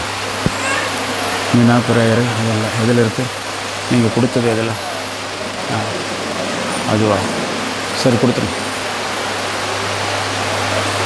பண்ணுங்க, சேவ் பண்ணுங்க. அதுதான் சோர்ஸ் ஃபைல் மிஸ்ஸிங். இது சுபுகு. சரி, பரவாயில்ல. விடுங்க வாங்க, வருதா பார்ப்போம். கிளிக் பண்ணுங்க. இது முஸ்தலிஃபாவில் மக்ரிப் இஷாவை சேர்த்து தொழுதுடுறாங்க.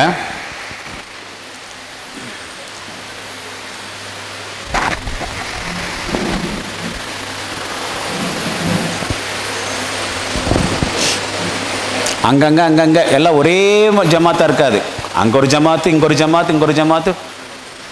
இந்த இடத்துல வந்து முஸ்தலிஃபாவிலேயே என்ன செய்யணும்? ஜம்ரத்தில் கல்லெறிகிறதுக்கு சைத்தானுக்கு கல்லடிவாங்க இல்லையா, அதுக்குண்டான கல்லெல்லாம் இங்கேயே பொறிக்கணும். சில பேர் பாட்டிலில் பொறித்து போட்டுக்கிறாங்க. 3 ஜம்ரா இருக்கும். அந்த 3 ஜம்ராவிலையும் எரியறதுக்காக வேண்டி கல் அங்கே பொறிக்கிறாங்க. இந்த கல் பொறுக்கிறதுல ஒன்று கவனிச்சுக்கணும். கல்லை கழுவுவாங்க சில பேர். கழுவணுங்கிற அவசியம் இல்லை. அங்கங்கே வந்து டேப்பெல்லாம் வச்சு, இப்போ மண்டபத்தில் வந்து சாப்பிட்டு முடிச்சோன்னா கை கழுவுறதுக்கு வச்சுருக்காங்களா, அதே மாதிரி அங்கங்கே வச்சுருப்பாங்க உதவி செய்கிறதுக்கெல்லாம். அந்த இடத்துல போய் என்ன செய்வாங்கன்னு சொன்னானாக்கா கழுகுறுத்திப்பாங்க கல்லை. கழுகுகள்லாம் வேண்டாம். அது ஏன் கழுகுறாங்கன்னு சொன்னால், சில நேரங்கள் அங்கே ஒட்டகம் போயிருக்கும், ஆடு மாடுகள் போயிருக்கும். ஒட்டகம் புழுக்கு போட்டிருக்கும், ஆடு மாடு புழுக்கு போட்டிருக்கும். அதுவும் கல் நினச்சிட்டு கல்லாக எண்ணிடுவாங்க. கொண்டு போய் தண்ணியில் விட்டாக்க கரைஞ்சி போயிடும். அதுக்காக வேண்டித்தான் சில பேர் என்ன செய்வாங்க, பாட்டிலுக்குள்ளே போட்டு இப்படி குளிப்பாங்க. ஒரு சமயம் விட்டையாக இருந்துச்சுன்னு சொன்னால் அது கரைஞ்சி போயிடும். மறுபடியும் கவுண்ட் பண்ணி பார்த்துட்டு என்ன செய்வாங்க, கரெக்ட் பண்ணிக்குவாங்க.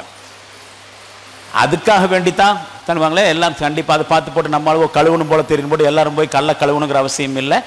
கல்லை வந்து எடுத்துக்க வேண்டியது. அந்த கல்லுங்கிறது வந்து கொண்டக்கடலை விட அளவுக்கு இருந்தால் போதும். பெருசு கல்லெல்லாம் எடுக்க வேண்டியது இல்லை. கொண்டக்கடலை விட கொஞ்சம் பெருசாக இருந்தால் போதும். அதுக்கான காரணம் இருக்குது. என்ன காரணங்கிறது பின்னாடி பார்க்கலாம். பாருங்கள். அப்போ அங்கே வந்து என்ன செய்யணும்,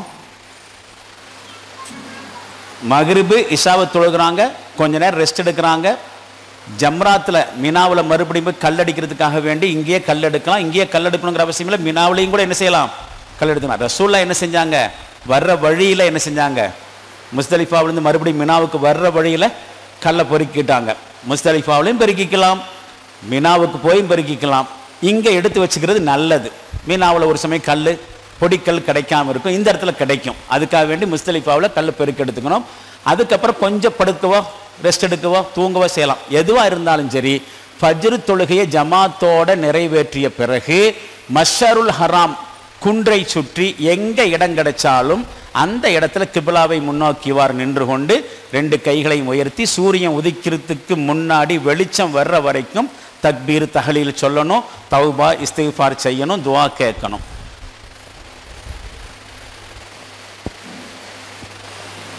இதுவும் வரல. சரி, இப்போ நம்ம வந்து மக்காவிலிருந்து மினாவுக்கு வந்தோம். மினாவில் வந்து 5 வக்து தொழுகை தொழுதோம். அதுக்கப்புறம் அடுத்த நாள் காலையில் சூரிய உதயத்துக்கு பிறகு அரஃபாவுக்கு வந்தோம். அரஃபாவில் தொஹருக்கு முன்னாடி வந்து சேர்ந்தோம். சாப்பிட்டு கொஞ்ச நேரம் ஓய்வு எடுக்கிற மாதிரி இருந்துட்டு அப்புறம் மகரிபு வரைக்கும் அரஃபாவில் துவா செஞ்சுட்டு தொழுகாமல் அப்படியே முஸ்தலிஃபா வந்தோம். முஸ்தலிஃபாவில் வந்த பிறகு தான் என்ன செய்கிறோம், நம்ம வந்து என்ன செய்கிறோம், மகரிபு இஷாவையும் தொழுகிறோம், கல் பொறுக்கணும், ரெஸ்ட் எடுத்தோம், மறுபடியும் சுபு தொழுதோம். சுபு முடித்த பிறகு காலையில் நேரமாக எந்திரிச்சு எங்கே போகிறோம், மறுபடி மீனாவுக்கு திரும்பவும். பாருங்கள் அந்த orange colour arrow, Mecca to Mina, Mina to Arafah, Arafah to Muzdalifah, முஸ்தலிஃபாவிலிருந்து மறுபடியும் மீனா.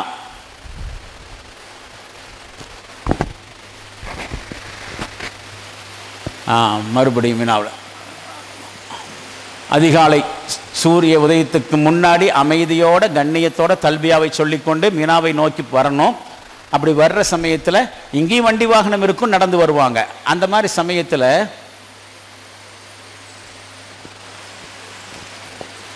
சமயத்தில் இடையில வாதி முஹஸ்ஸிர் அப்படிங்கிற இடம் வரும். அந்த இடத்தை சீக்கிரமாக கடந்துடணும். அது எல்லாரும் அந்த வழியாக தான் வருவாங்கன்னு சொல்ல முடியாது. பல வழிகளில் மறுபடியும் மீனாவுக்கு வர்றாங்க.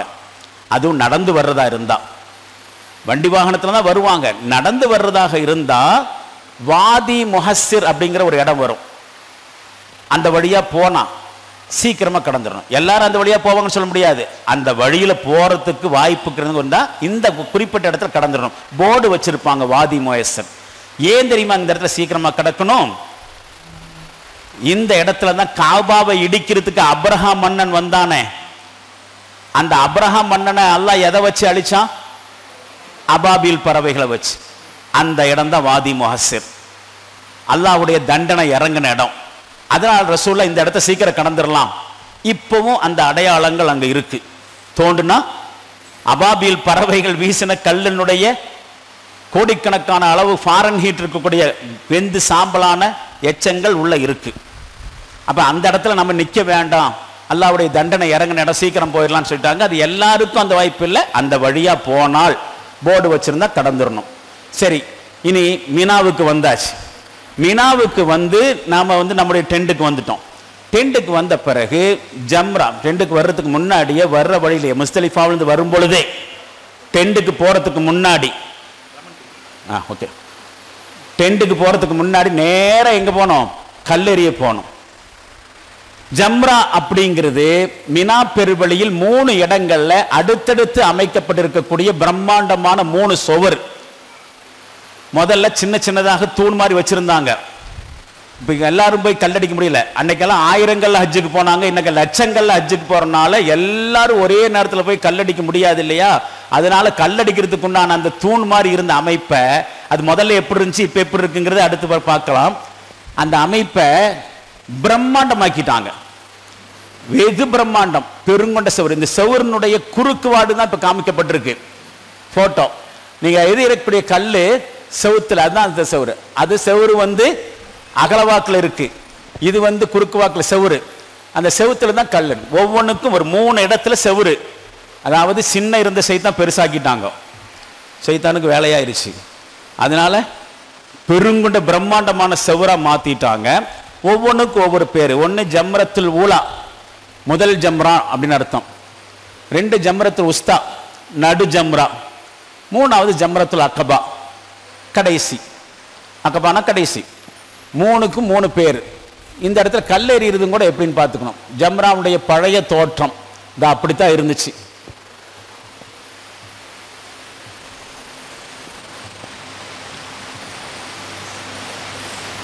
இப்படித்தான் இருந்துச்சு. பிறகு பார்க்கலாம். இதுதாங்க அந்த மினா டெண்டு. அந்த டெண்டில் வந்து ஜம்ராவில் கல்லடிக்க போற இடம் தான். இதை பாருங்க, இதுவும் 3 அடுக்கு 4 அடுக்கு மாடி. கீழேயே போய் கல்லடிக்கணுங்கிற அவசியம் இல்லை. அப்படியே மேலே போகும்போது மேலே ஏறியும் பாலம், மேம்பாலம் மாதிரி கட்டி இருக்கிறாங்க. அதில் போய் கூட என்ன கல்லடிக்கலாம். வரும் பாருங்க, அதில் பாருங்க, அந்த செவுத்துல தான் கல்லடிக்கிறது. இப்போ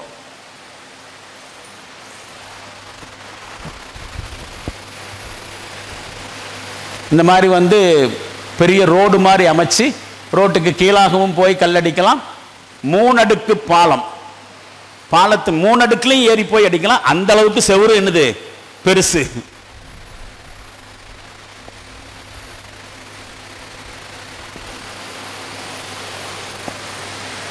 பாருங்க, இதுதான் மேலே ஏறி போகிறது. கீழே இருந்து அப்படியே மேலே ஏறி போகலாம். மினா அதுதான் அந்த ஜம்ரா, அந்த இடத்துல இருக்கு. பாலம் மாதிரி இருக்க 3-4 இருக்கு பாருங்க. இது 1950 அப்படித்தான் ஜம்ராவுக்கு கல்லடிச்சிட்டு இருந்தாங்க ஃபர்ஸ்ட் போட்டோம். இப்போ இந்த மாதிரி ஆயிடுச்சு பில்டிங். இது அத்தனையுமே கல்லடிக்கிறதுக்கு உண்டான இடம் தான். இந்த 3 இடம் தான் வந்து அந்த ஜம்ராத்தினுடைய இடங்கள். Ground floor, first floor, second floor, third floor. அப்படி 3 அடுக்கு பாலமாக கட்டி லட்சக்கணக்கான பேர்கள் போகிறாங்கனால ஒரே நேரத்தில் எல்லா சிலிசலாம் அடிக்க முடியும். ஃபர்ஸ்ட் என்ன செய்யணும், நம்ம முஸ்தலிஃபாவிலிருந்து மினாவுக்கு போன உடனே சூரிய உதயத்துக்கு பின்னாடி ஜம்ரத்துல் அக்கபாவில் மட்டும் கல்லடியணும். அப்படியானால் 3வது ஜம்ரா, 3வது ஜம்ராவுக்கு தான் அக்கபா கடைசி ஜம்ரா. அப்போ ஃபர்ஸ்ட் 1 இருந்துச்சு ஜம்ரத்துல் ஊலா, அதில் கல்லடிக்க கூடாது. 2வது ஜம்ரத்துல் உஸ்தா, அதுவும் அதே மாதிரி செட்டப்பில் அடுத்து வரக்கூடியது, அதுலேயும் கல்லடிக்க கூடாது. 3வது ஜம்ராவுடைய இடத்துக்கு போய் அங்கே கல் வீசணும். பாருங்களேன் எத்தனை கல், 7 கல். 7 கல் 3லேயும் பின்னாடி அடிக்க வேண்டியிருக்கும், அப்போ அதிகமாக வேணும். இப்போ இவரும் 7 கல் 3வதுல மட்டும்தான் அடிக்கணும். கல்லெறியத்துக்கு முன்னாடி தல்பியாவை நிறுத்திடணும். அது வரைக்கும் தல்பியா முஸ்தலிஃபாவிலிருந்து வரும்போது தல்பியா சொல்லிட்டே தான் வருவோம். கல்லெறியத்துக்கு முன்னாடி தல்பியா நிறுத்திட்டு கல்லெறியும் பொழுது அல்லாஹு அக்பர் அப்படின்னு சொல்றது சொன்னது. ஒவ்வொரு கல்லுக்கும் அல்லாஹு அக்பர், அல்லாஹு அக்பர், அல்லாஹு அக்பர் 7 கல்லை எடுத்து அடிச்சிட வேண்டியது.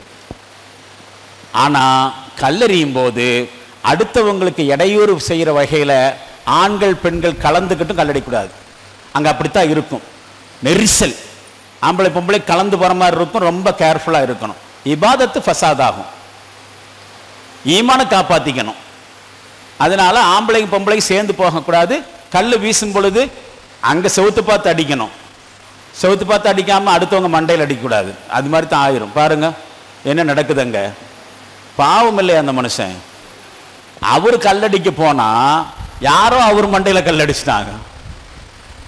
சைத்தானத்தான கல்லடிக்க சொல்லிச்சு, அடுத்தவங்க மண்டையில கல்லடிக்க சொல்லிச்சு. அப்ப கல் அடிக்கும் பொழுது அடுத்தவங்களுக்கு இடைஞ்சல் பண்ணக்கூடாது. அதே மாதிரி ஆணும் பெண்ணும் கலந்து போகக்கூடாது. அது தாம் மண்டையில கல் விழுந்தோன்னே தம் வீட்டுக்கார அம்மாவோ மகளோ யாரோ அந்த அம்மா மகள கல் விழுகாம தலையை கை வச்சு பண்றதுக்கு பாவம். இந்த மாதிரிலாம் பண்ணக்கூடாது, சரிங்களா? அடுத்து முடிஞ்சோடனே குர்பானி. இந்த குர்பானி என்பதை பொறுத்த வரைக்கும் நமக்காக குர்பானி நம்ம அமௌண்ட் செலுத்தணுமா இல்லையா? அதில் நம்முடைய குர்பானிக்குண்டான காசு அவங்க எடுத்துட்டு அந்த குர்பானிக்குண்டான ஒரு டோக்கன் நம்ம கையில் தருவோம். அதில் நம்முடைய குர்பானி எந்த டைமில் அறுக்கப்படுங்கிறது போட்டிருக்கும். நம்ம ஒன்றும் போய் குர்பானி கொடுக்க முடியாது, வாய்ப்பே இல்லை குர்பானி கொடுக்கறதுக்கு. அந்த டைமுக்கு அவங்களே அறுத்துருவாங்க. பிரம்மாண்டமான ஸ்லாட்டர் ஆஃபீஸ் மீனாவிலேயே இருக்கு. சில பேர்களுக்கு அதுக்கு பக்கத்தில் தங்குறதுக்கு இடம் கிடைச்சா அதை பார்க்கலாம், இல்லைனாக்கா பார்க்கறதுக்கு வாய்ப்பு இல்லை, எங்கேயோ இடத்துல உட்காந்துருப்போம். அந்த மாதிரி இருக்கும். அந்த டைமுக்கு பார்த்துட்டு நம்ம என்ன செய்யணும், நம்முடைய அடுத்த காலத்துக்கு பார்க்கணும். குர்பானியெல்லாம் நம்ம டைரெக்டாக கொடுத்துட்டு இருக்க முடியாது. அங்கே பாருங்க, வாய்ப்பு இருந்தால் நம்மளே கொடுக்கலாம், ஆனால் அதுக்கு இப்போல்லாம் வாய்ப்பு இல்லை. இதெல்லாம் இப்போ மிஷின் கட்டிங் தான், அறுக்கிறது மட்டும்தான் மனுஷன். அதுக்கப்புறம் பூரா மிஷின் பண்ணி சோமாலியா மாதிரியான நாடுகளுக்கு கறியை ஏற்றுமதி பண்ணிடுறாங்க. முதல்ல வந்து பெரு குழியை வெட்டி உள்ளே போட்டு புதைப்பாங்க, அல்லது எரிச்சிருவாங்க. இப்போ வந்து சோமாலியா மாதிரியான ஏழை நாடுகளுக்கு அந்த கறியெல்லாம் அனுப்பிச்சிடுறாங்க. இதில் விஷயம் என்னன்னாக்கா, அந்த மாதிரி வாய்ப்பு இருந்துச்சுனாக்கா குர்பானி கொடுத்த பின்னாடி வாய்ப்பு இருந்தால் அதனுடைய இறைச்சியிலிருந்து கொஞ்சம் எடுத்து சமைச்சு சாப்பிட்லாம். போய் பார்த்தானாக்கா பக்கத்தில் இருந்த ஸ்லாட்டர் ஆஃபீஸ் பக்கத்தில் இருந்தானாக்கா கேட்டால் கொடுப்பாங்க, வாங்கிட்டு வந்து என்ன செய்யலாம், ரூமில் வச்சு சமைக்கலாம். அதுக்கெல்லாம் சான்ஸ் எல்லாம் இல்லை, ஒரு கருத்துன்னு மட்டும் சாப்பிட முடியும். அடுத்து தலைமுடி மழித்தல் அல்லது குறைச்சிக்கிறது. எப்படி உம்ராவில் செஞ்சோம் அதே மாதிரி. என்னது, குர்பானி கொடுத்த பிறகு தலையை முழுமையாக மழித்து கொள்ளணும், அல்லது ஏகமாக ஒரே மாதிரி குறைச்சிக்கணும். பெண்களும் அதே மாதிரி தான், கடைசியில் கூந்தலிருந்து ஒரு பிட்டு கட் பண்ணிக்க வேண்டியது. மேலும் எஹ்ராம் ஆடையை களைந்து விட்டு சாதாரண ஆடையை அணிஞ்சுக்கலாம். இப்போ கவனிங்க, சாதாரண ஆடை அணிஞ்சுக்கலாம். இப்போ டெம்பரவரியா இஹ்ராம்லேருந்து ரிலீஸ் ஆகிருக்கும், பர்மனண்டாக ஆகலை. தற்காலிகமாக இஹ்ராம்லேருந்து விடுபட்டு இருக்கிறோம். தாம்பத்தியத்தை தவிர மற்றதெல்லாம் அனுமதி. தாம்பத்தியத்தை தவிர மற்ற நகம் வெட்டிக்கலாம். ஏஹ்ராம் டைமில் நகம் வெட்டக்கூடாது, முடி வெட்டக்கூடாதுனால சொல்லியிருந்தோமா இல்லையா? அதே மாதிரி இப்போ ஏஹ்ராமில் எதுவும் செய்யக்கூடாது. இப்போ தற்காலிகமாக ரிலீஸ் ஆகிறோம். ஏஹ்ராமில் இருந்து ட்ரெஸ் மாற்றிக்கலாம், ஏஹ்ராம் ஆடை களைஞ்சிக்கலாம், தாம்பத்தியத்தை தவிர. அப்போ இன்னும் ஃபுல்லாக ஏஹ்ராம்லேருந்து ரிலீஸ் ஆகலை. அது எப்போ ரிலீஸ் ஆகுவோம்? அது பின்னாடி வரலாம், பார்க்கலாம். தவாஃப் ஜியாரா பாருங்க, விடை பெறும் தவாஃப். மக்காவிலிருந்து மினாவுக்கு போனோம், மினாவிலிருந்து அரஃபா போனோம், அரஃபாவிலிருந்து முஸ்தலிஃபா வந்தோம், முஸ்தலிஃபாவிலிருந்து மறுபடியும் மினாவுக்கு வந்திருக்கிறோம். இந்த மாதிரி ஃபர்ஸ்ட் ஜம்ராவில் மட்டும் கல்லடிச்சுட்டு திரும்பி வந்துட்டோம், டென்ட்டுக்கு வந்துட்டோம். இப்போ என்ன செய்யணும்னாக்கா, டென்ட்டுக்கு வந்துட்டோம், வராமையோ நேராக மறுபடியும் மக்காவுக்கு போனோம். ஒரு 4-4.5 கிலோமீட்டரு மினாவிலிருந்து மக்காவுக்கு நடந்தே போகலாம். நானுங்களாம் நடந்து போய் நடந்தே தான் வந்தோம். வாய்ப்பு இருந்தா, தெம்பு இருந்தா 4-4.5 கிலோமீட்டர் அல்லது அதிகபட்சம் ஒரு 5 கிலோமீட்டர் மினாவிலிருந்து மக்காவுக்கு. அங்கே போய் தான் தவாஃப் ஜியாரத்து முடிச்சுட்டு வரணும். அது என்ன தவாஃப் ஜியாரத்து அப்படின்னு சொன்னானாக்கா, ஹஜ்ஜினுடைய ஒன் ஆஃப் த பார்ட். அது ஒரு ஜியாரத் தவாஃப். இப்போ நேராக அங்கே போனோம் மக்காவுக்கு.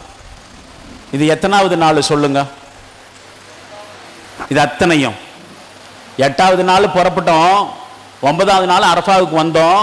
அரஃபாவிலிருந்து என்ன செஞ்சோம்? அந்த அன்னைக்கு சாயந்தரமே முஸ்தலிஃபா போயிட்டோம். அடுத்த நாள் காலையில் 10வது நாள் என்ன செஞ்சோம்? மினாவுக்கு வந்தோம். அந்த அன்னைக்கு என்ன நாள்? பெருநாள். அரஃபாவில் தாங்க 9ஆம் தேதி இருந்தோம். 9 அரஃபாவில் முடிச்சுட்டு தானே எங்கே வந்துட்டோம்? மினாவுக்கு வந்தாச்சு. மினாவில் அடுத்த நாள் கல்லறி போகிறோமல்ல, பெருநாள் அன்னைக்கு. அப்படின்னா அங்கே என்ன செய்வாங்க? பெருநாள் தொழுவாங்க. எங்கே? ஹரம் ஷரீஃபில்.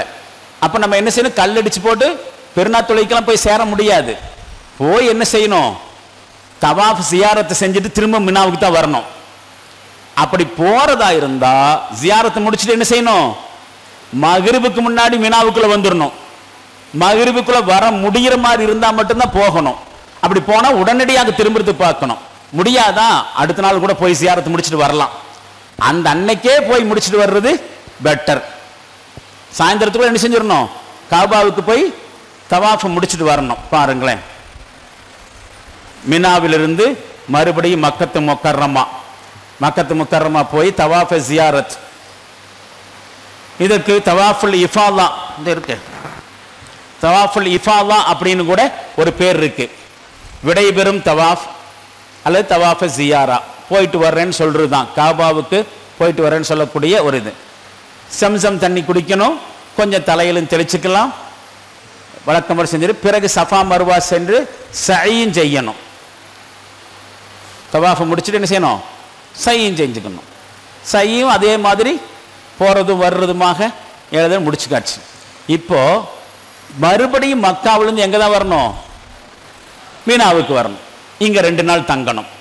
ஐயாமு தஷ்ரீக் ஒரு நாள், 2வது நாள் ப்ளஸ்ஸு அடிஷனலாக ஒரு நாள் சொல்லுவேன். 3 நாளைக்கு அங்கே இருக்க வேண்டியிருக்கும். 2 நாள் தான் இருக்க வேண்டியது. தப்புனா 3வது நாள் சேர்ந்து இருக்கிறது. அது மட்டும் பார்த்துடலாம். மீனா வந்தாச்சு. ஃபர்ஸ்ட் எங்க இருந்தோம்? மக்காவில். எங்க போனோம்? மீனாவுக்கு போனோம். அங்க 5 வக்து தொழுதோம். திரும்ப என்ன செஞ்சோம்? அரஃபா போனோம். அரஃபாவிலேருந்து மக்ரிப் வரைக்கும் இருந்தோம். மக்ரிப் தொழாம முஸ்தலிஃபா போய் மக்ரிப் இஷா தொழுது, அதுக்கப்புறம் முஸ்தலிஃபாவிலிருந்து சுபு முடிச்சுட்டு மீனா என்ன செஞ்சோம்? கல்லடிச்சோம். கல்லடிச்சுட்டு மறுபடியும் எங்கே போனோம்? மக்காவுக்கு போய் என்ன செஞ்சோம்? தவாஃபையும் சையும் முடிச்சுட்டு திரும்பவும் நம்ம டென்ட்டுக்கு மீனாவுக்கு வந்துடுறது. வந்து மினாவில் ஐயாமு தஷ்ரீக் நாட்களும் அவற்றில் கடைபிடிக்க வேண்டியவையும் துல்ஹஜ் பிறை 11, 12 + 1 13 ஐயாமு தஷ்ரீக், தஷ்ரீக்குடைய நாட்கள். மீனாவில் தங்கியிருந்து முடிஞ்சா தினசரி தவாப் செய்ய போயிட்டு வரலாம். காலையில் இருந்துக்கிறது, ஓடி போறது, காபா போய் தவாப் செய்யறது வர்றது வாய்ப்பு இருந்தா. போயிட்டு மக்ரிபுக்குள்ள முடியலனாக்கா மக்ரிபுக்குள்ள வந்துடணும். மக்ரிபுக்குள்ள வர முடியலன்னா என்ன பண்றது? ஒரு ஆடு அறுத்து குர்பானி கொடுக்கணும். மக்ரிபுக்குள்ள திரும்பிடணும். ஜம்ராக்களுக்கு அருகில் இருக்கக்கூடிய மஸ்ஜித் கைஃப் அப்படின்னு சொல்லி ஒரு பள்ளிவாசல், அங்க இப்ப ஜமாத்தோட தொழுகை நிறைவேற்றலாம். அதிகமான தக்பீர், ஹம்து, சலவாத்து எல்லாம் சொல்லிக்கிட்டு இருக்கலாம். பக்கத்துல மஸ்ஜித் கைஃப்னு சொல்றாங்க இல்லையா, ஜம்ராவுக்கு ஏறுறமல்ல, என்ட்ராகிறமல்ல, அதுக்கு இடது பக்கமாக ஒரு பெரிய பள்ளிவாசல். நபி ஸல்லல்லாஹு அலைஹி வஸல்லம் அவர்கள் ஜம்ராவில் கல்லெறியறதுக்காண்டி அங்கே தான் டென்ட் போட்டு என்ன செஞ்சிருந்தாங்க, தங்கியிருந்தாங்க. அவங்க தங்கியிருந்த இடத்துல மஸ்ஜிதுல் ஹைஃப்னு ஒரு பெரிய பள்ளி கட்டிட்டாங்க. அப்ப நம்ம என்ன செய்யலாம், இந்த அங்கே 2 நாள் தங்குறமல்ல ஐயாமு தஷ்ரீக்கு, அங்கே போய் தொழுகலாம். என்ன மஸ்ஜிதுல் ஹைஃப் இந்த இப்படி இருக்கும், அதான் மஸ்ஜிதுல் ஹைஃப். 1 மணி நேரம் இருக்கும். பக்கத்தில் ஒரு பெரிய ஆஸ்பத்திரி இருக்குது, தான் மஸ்ஜிதுல் ஹைஃப். இது ஜம்ராவில் கல்லெறியருக்கு போறதுக்கு முன்னாடி இருக்கக்கூடிய பள்ளிவாசல். ரசூலுல்லாஹ் இங்க தங்கி இருந்தாங்க டென்ட் அடிச்சு. இப்போ அது பள்ளிவாசல். அங்க போய் என்ன செய்யலாம், தொழுகலாம், தஸ்பீஹ் செய்யலாம், தக்பீர் செய்யலாம், 2 நாளும் எல்லாம் சரி. அதை முடிச்ச பிறகு ஐயாமு தஷ்ரீக் துல்ஹஜ் 11, 12 + 1 13 நாட்கள்ல என்ன செய்யணும், மினாவில் இரவுல எல்லாம் மினாவில் தான் தங்கணும். நைட்டில் வெளியே போகக்கூடாது. இந்த மாதிரி டெண்டுக்குள்ளே இந்த மாதிரி தங்கிக்கலாம், படுத்துக்கலாம், ஏற்பாடு இருக்குது. அதே மாதிரி ஜம்ராத்தில் கல் எறிகிறது தினசரி சூரிய உச்சத்திற்கு பிறகு லோஹுர் தொழுதுட்டு முதல் ஜம்ரா, நடு ஜம்ரா, கடைசி ஜம்ராவில் வரிசையாக கல் எறியணும். 7 + 7 + 7 மொத்தம் எத்தனை, 21. ஃபர்ஸ்ட் எத்தனை அடிச்சிருக்கோம், ஃபர்ஸ்ட் அடிக்கல, 2வது அடிக்கல, 3வது ஜம்ராவில் போய் 7 கல் வீசிட்டு வந்திருக்கோம். இப்போ 21 கல். இது ஐயாமு தஷ்ரீக் ஃபர்ஸ்ட் நாள், பெருநாளுக்கு அடுத்த நாள் 37 21, ஏற்கனவே 7, எத்தனை ஆச்சு, அடுத்த நாள் இதே மாதிரி ஒரு 21. அப்ப மொத்தம் எத்தனை, 21. முதல்ல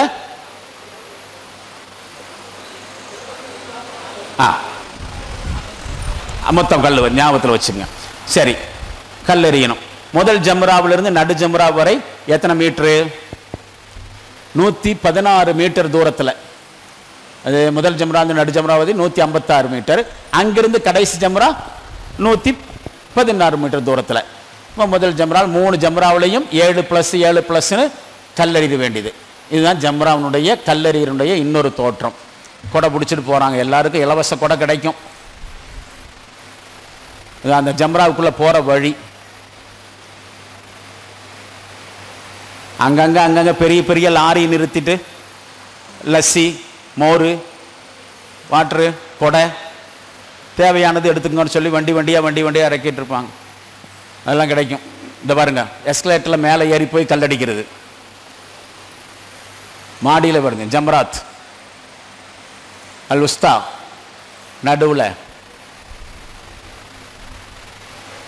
பிஸ்மில்லாஹி அல்லாஹு அக்பர் ஒவ்வொரு கல்லுக்கும்.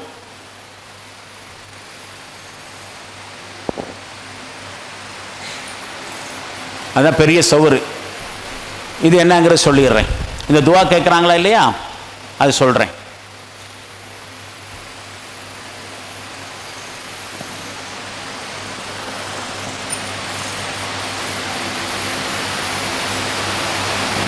கல் அங்கிருந்து எடுத்துக்கலாம். இந்த பாருங்க, கல் எறிஞ்சிட்டு அது ஃபர்ஸ்டுடைய வீடியோ அது. சரி, ரைட்டு. இப்போ கவனிங்க, கல்லெறிய முடியாதவங்க 10வது நாள் ஜம்ரத்துல் அக்கபாவிலும் அதுக்கப்புறம் தஷ்ரீக்குடைய நாட்களில் எல்லா ஜம்ராக்கள்லையும் தனக்காக எரிஞ்சதுக்கு பிறகு கல்லெறிய முடியாத சிறுவர் சிறுமியருக்காக அல்லது வயசானவங்களுக்காக அல்லது நோயாளிகளுக்காக அவங்களுடைய பொறுப்பாளர்கள் கல்லெறியணும். ஜாபிர் ரலியல்லாஹு சொல்றாங்க, நாங்கள் நபி ஸல்லல்லாஹு அலைஹி வஸல்லம் அவர்களோடு ஹஜ் செய்தோம். எங்களுடன் பெண்களும் சிறுவர்களும் இருந்தனர். சிறுவர்களுக்கு பதிலாக நாங்கள் தல்பியா சொன்னோம். மேலும் அவர்களுக்கு பதிலாக நாங்களே கல்லெறியும் செஞ்சோம். அப்போ குழந்தைகளுக்காக வேண்டியோ முடியாதவங்களுக்காண்டி கொடுத்துடலாம். இதில் மட்டும் வேற எதுலையும் ஆல்டர்னேட்டிவ் பண்ண முடியாது. என்ன ஆல்டர்னேட்டிவ் பண்ண முடியும், எனக்காக வேண்டி கொஞ்சம் போய் நீங்கள் முஸ்தலிஃபாவில் இருந்துட்டு வாங்க முடியாது.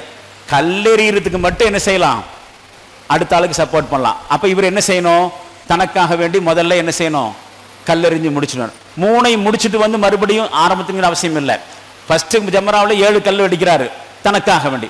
முடிஞ்ச பிறகு தனக்கிட்ட சொல்லி விட்டுருப்பாங்கல்ல, அவங்களுக்கு ஒரு 7 கல். அடுத்த ஜம்ராவுக்கு போறது தனக்காக 7 கல் அடிச்சிடுறது. அதுக்கப்புறம் நம்ம சொல்லி விட்டாங்களே அவங்களுக்கு கேட்கிற. அப்ப இவங்களுக்கு மொபைல் 21, இன்னொரு ஆளுக்கு உண்டானது ஒரு 21, மொத்தம் 42 கல்லை தூக்கிட்டு போனோம், சின்ன சின்ன கல். அதனாலையும் அடுத்தவங்க மண்டையில் எரியக்கூடாதுங்கிறதுக்காண்டி தான் கொண்டக்கடலை விட அளவுக்கு இருந்தால் போதுன்னு சொல்றது. பெரிய பெரிய கல்லை தூக்கினா 42 கல்லை தூக்கிட்டு போனாக்கா என்ன செய்யுது? ஜல்லியா தூக்கிட்டு போறதுக்கு அது முடியாது. சின்ன சின்ன கல் தனக்காக சொல்லி விட்டாங்கன்னா என்னால் முடியலைங்க, எனக்காக வேண்டி நீங்களும் கல்லெரிச்சிட்டு வாங்கன்னு சொல்லி கொடுத்துடலாம், வாங்கிட்டும் போகலாம். ஒரு உதவி கல்லெறியறதுல மட்டும் அந்த மாதிரி செய்யலாம், குழந்தைகளுக்காக வேண்டி பண்ணலாம். இப்போ அடுத்தபடியாக கல்லெறிய முடியாதவங்க, நோயாளிகள், முதிரியவர்கள், கர்ப்பிணிகள் போன்றவர்களால் மக்கள் நெரிசல்ல ஜம்ரா கடையில் கல்லெறிய முடியாது. தாமதமாக சென்று கரியலாம் சொன்னா அதுக்குள்ள கல்லெறிய நேரம் முடிஞ்சு போயிடும். மேலும் அதனை கலா செய்யவும் முடியாது. அதனாலதான் என்ன செய்யறது? அடுத்தவங்கள்ட்ட கொடுத்து விடுறது. சரியா? இப்ப என்ன செய்யலாம்? இப்படிப்பட்டவங்க இயன்ற அளவுக்கு நீங்கள் அல்லாஹ்வை பயந்து கொள்ளுங்கள் அப்படிங்கிற கட்டளைக்கு பதிலாக கட்டளைக்கு படி தனக்கு பதிலாக பிறரை நியமிக்க அனுமதி இருக்கு. இது தவிர ஹஜ்ஜினுடைய பிற வழிபாடுகள்ல தனக்கு பதிலாக பிறரை நியமிக்க கூடாது. ஹஜ்ஜுக்காகவோ உம்ராவுக்காகவோ இஹ்ராம் அணிந்து விட்டால் அந்த ரெண்டும் நஃபிலானவைகளாக இருந்தாலும் சரியே அதை முழுமையாக அவரே நிறைவேற்றுவது கடமை. அதை நிறைவேற்றுவதற்காக தனக்கு பகரமாக பிறரை நியமிக்க கூடாது. இப்போ மற்றவங்களுக்காக வேண்டி கல்லெறியும் முறை நான் சொன்ன மாதிரி பிறருக்காக கல்லெறியக்கூடியவர் ஒரு தடவை சென்று 3 ஜம்ராக்களில் ஒவ்வொன்றிலும் முதலில் தனக்காகவும் பிறகு பிறருக்கு பகரமாக எளிய அனுமதி உண்டு. 3 ஜம்ராக்களையும் முதல்ல தனக்காக எரிஞ்சிட்டு பிறகு மற்றொரு முறை திரும்பி வந்து பிறருக்காக எரிய வேண்டும் என்று கடமை இல்லை. ஏனெனில் 2 முறை செல்ல வேண்டும் என்ற கூற்றுக்கு எந்த ஆதாரமும் கிடையாது. அந்த மேலும் அப்படி செய்யல கஷ்டமும் ஏற்படும். சரி, ரைட்டு, வாங்க. வமா ஜஅல அலைக்கும் ஃபித்தீன் மின் ஹரஜ், இந்த மார்க்கத்தில் அவன் உங்களுக்கு யாதொரு சிரமத்தையும் ஏற்படுத்தலை. நபி ஸல்லல்லாஹு அலைஹி வஸல்லம் சொன்னாங்க, யஸ்ஸிரு வலா துஅஸ்ஸிரு, எளிதாக்குங்கள், கஷ்டப்படுத்தாதீங்க அப்படின்னு சொல்லியிருக்கிறாங்க. நபித்தோழர்கள் தங்களின் சிறுவர்களுக்கும் பலவீனர்களுக்கும் பதிலாக கல்லெறியும் போது இவ்வாறு 2 முறை சென்றதாக எந்த செய்தியும் வரல. அவங்க அவ்வாறு செய்திருந்தால் நிச்சயமாக அந்த செய்தி பதிவு செய்யப்பட்டிருக்கும். ஏனென்றால் இச்செய்திகளை பதிவு செய்வதற்காக பெரும் முயற்சிகள் மேற்கொள்ளப்பட்டிருந்துச்சு. ஹஜ்ஜனுடைய ஒவ்வொரு பார்ட்டியும் ரசூலுல்லாஹ் பார்த்து ரெக்கார்ட் பண்ணி வச்சிருக்காங்க. அதுல எந்த இது மாதிரி இல்லை. சரிங்களா?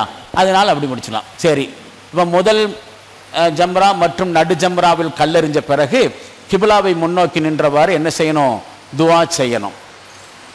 2வது நாள் அடிக்க போறோமல்ல 3ல ஃபர்ஸ்ட் 2 ஜம்ராவில் கல்லெறிஞ்சிட்டு கிபிலாவை பார்த்துட்டு துவா செய்யணும். அதுக்கப்புறம் தான் என்ன செய்யணும்? 3வது ஜம்ராவுக்கு போய் கல்லடிக்கணும்.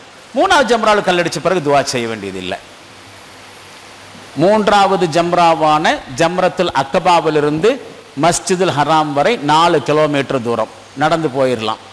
சரி, துல்ஹஜ் 12வது நாள் மினாவிலிருந்து திரும்பி விடலாம். 12வது நாள் எங்க போயிடலாம்? இப்போ எத்தனாவது நாள்? ஹஜ்ஜுடைய எத்தனாவது நாள்? 5வது நாள். ஹஜ்ஜுடைய 5வது நாள் எங்க போயிடலாம்? மினாவிலிருந்து கூட்டிட்டு போயிடுவாங்க. சாயந்தரத்துக்குள்ள வந்து வண்டி நின்று எல்லாத்தையும் கிளப்பி என்ன செய்வான்? கூட்டுவான். தப்பி தவிர அந்த வண்டியில ஏறலன்னு வச்சுக்கோங்க, என்ன செய்யறது? இல்லை என்றால் 13வது நாளும் மினாவில் இருந்து ஜம்ராவில் கல்லெறிஞ்ச பிறகுதான் மினாவை விட்டு கிளம்பணும். அப்போ பெருநா அன்னைக்கு 3வது ஜம்ராவில் கல்லடிச்சோம். ஐயாமு தஷ்ரீக்கினுடைய ஃபர்ஸ்ட் நாள் அன்னைக்கு 3 ஜம்ராவில் கல்லடிச்சோம். அதே மாதிரி ஐயாமு தஷ்ரீக்கினுடைய 2வது நாள், அதாவது பிற இது 12வது நாள், சரியா? முடிச்சுட்டு கிளம்பிட்டா தப்பிச்சோம். மகரிபுக்குள்ள கிளம்பலையா அன்னைக்கு நைட்டும் ஒன்று செய்யணும். அப்போ நம்மளை கூட்டிட்டு போறதுக்கு ஆள் இருக்காது. அவனை விட்டுட்டு போயிடும். நம்ம ஓன் ரிஸ்க்ல தான் என்ன செய்யணும்? மக்காவுக்கு போக வேண்டி இருக்கும். அது ரொம்ப கஷ்டம். அதனால 12வது நாளே காரியத்தை முடிச்சுட்டு மக்காவுக்கு போயிடுறது நல்லது. தப்பி தவறி லேட் பண்ணிட்டீங்கன்னா பஸ் ஏறலன்னு வச்சுக்கோங்க, அன்னைக்கு நைட்டும் அங்கதான் தங்கணும். தங்கவும் முடியாது, டென்ட் எல்லாம் பிரிக்க ஆரம்பிச்சிருவான். பாருங்க, நல்ல கவனிங்க. ஹஜ்ஜு அப்படின்னு சொன்னமா இல்லையா? ஹஜ்ஜுங்கிற இபாதத்துங்கிறது தொடர்ந்து 5+1 அப்படின்னு 6 நாட்கள் செய்ய வேண்டிய சில செயல்பாடுகள் கொண்டதுன்னு சொன்னோம். இப்போ நம்ம என்ன செய்யணும்? ஹஜ் உம்ராவுடைய கிரியைகள் ஒரே பார்வையில் பார்க்கணுமல்ல. இவ்வளவு நேரம் பார்த்ததெல்லாம் பார்த்துருமா? ஒரு ரீகால், ஒரு ரிமைண்ட் பண்ணிடுவோம். முதல்ல உம்ரா என்ன செய்யணும்? உம்ரா இஹ்ராம் ஆடை அணிந்து நிய்யத்து செய்கிறோம், தல்பியா சொல்றோம், தவாஃப் செய்கிறோம். இல்திபா ரம்லத். என்ன இல்திபா? இல்திபானா என்னது? வலது தோல் ஓப்பன். ரம்லுனா குதிக்கிறது. ஃபர்ஸ்ட் 3 இருக்கு, அதை கவனத்தில் வைக்கிற பிராக்கெட்ல போட்டிருக்கு. தவாஃப் செய்யணும். மக்காம இப்ராஹிமுக்கு பின்னாடி 2 ரக்காத்து தொழுகையில் என்னென்ன ஓதணுங்கிறதெல்லாம் பார்த்தாச்சு. அப்புறம் என்ன செய்யணும்? ஜம்சம் தண்ணி குடிக்கணும். அப்புறம் சஃபா மருவாவில் சை என்னும் ஏக நடை, அது எப்படி நடக்கணும் என்னெல்லாம் சொல்லி பார்த்துட்டோம். 7வது தலைமுடி மழிக்கிறது அல்லது குறைச்சிக்கிறது. அதோட இஹ்ராம்ல இருந்து ரிலீஸ் ஆகும். உம்ராவுடைய செயல்கள் ஆர்டர் படிக்கு 7 பார்த்துட்டோமா? இனி அப்படியே பாருங்க. பிறை 8வது நாள் யௌமு தர்வியா, அந்த ஒட்டகத்துக்கு தண்ணீர் முறை என்னமெல்லாம் பாருங்க.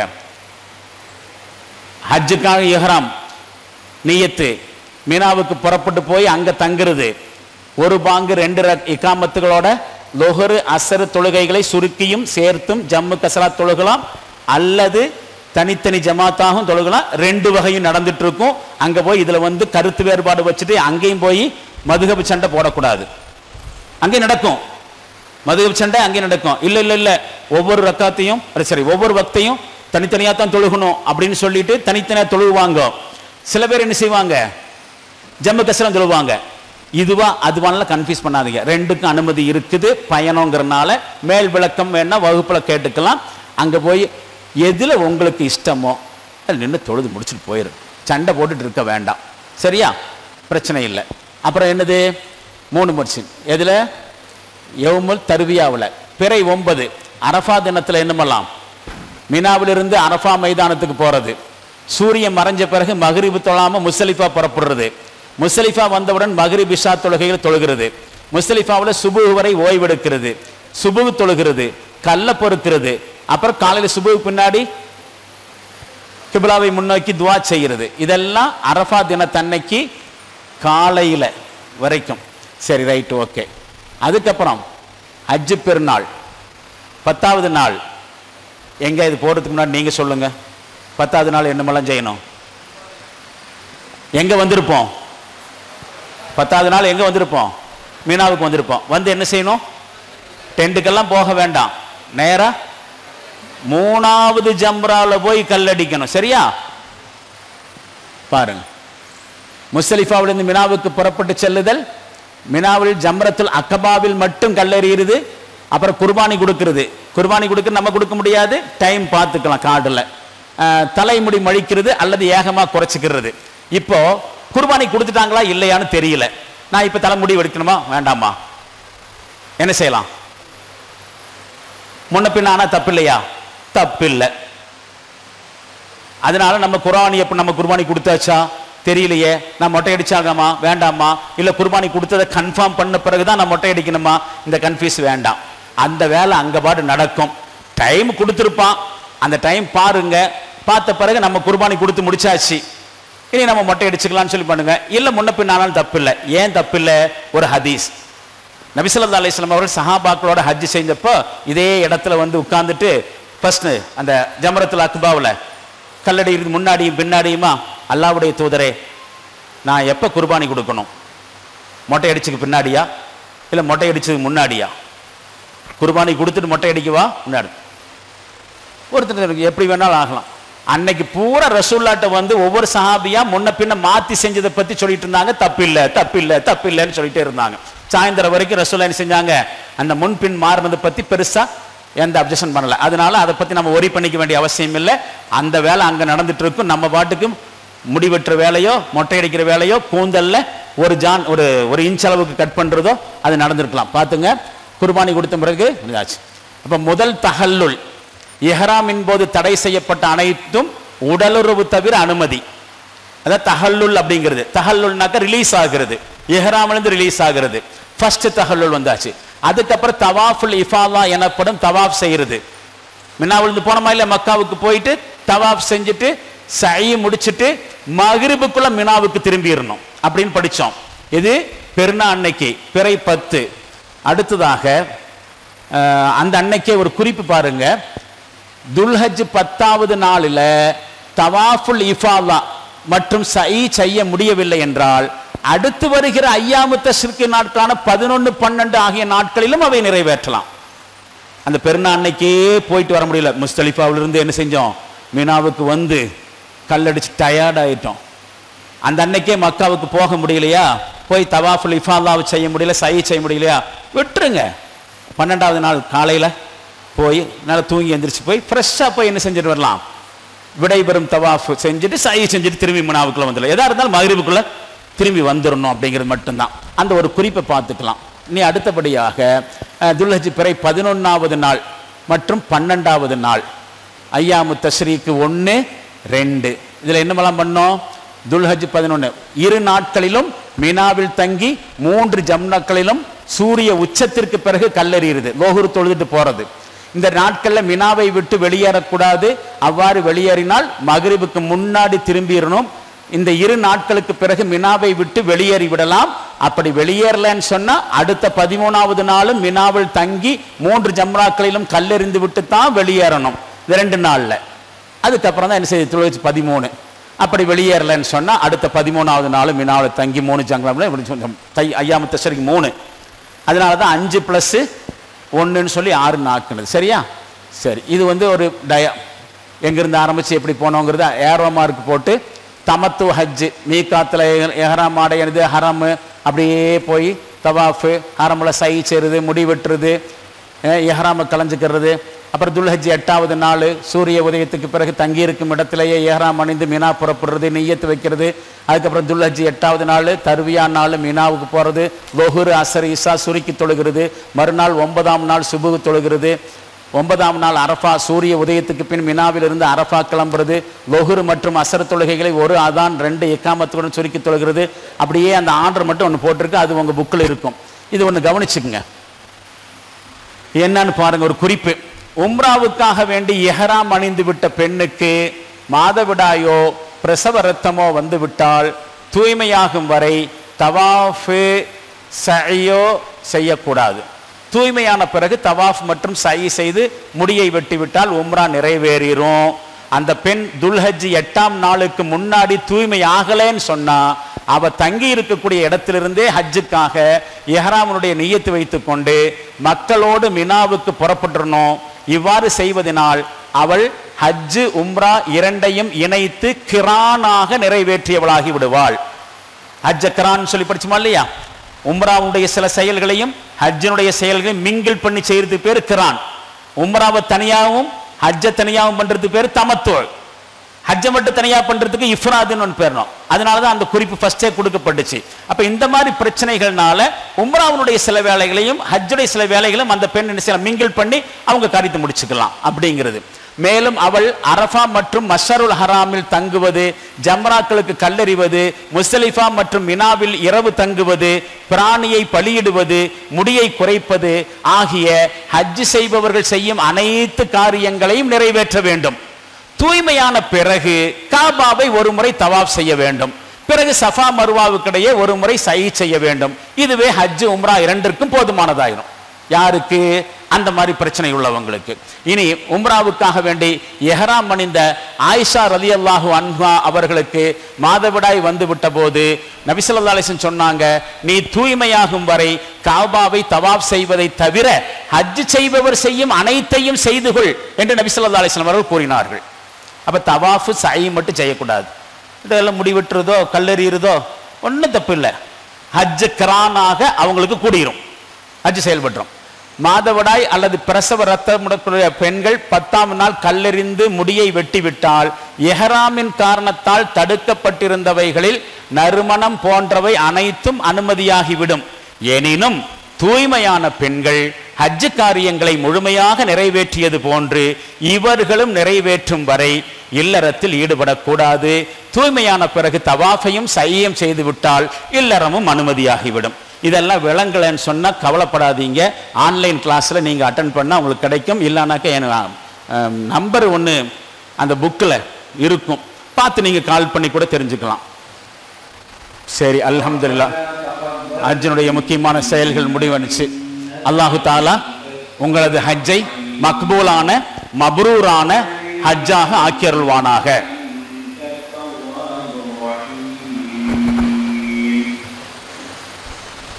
நம்பர் இதே மாதிரி அதில் கொடுத்துருப்பேன், நம்பர் பார்த்து கால் பண்ணிக்கலாம்.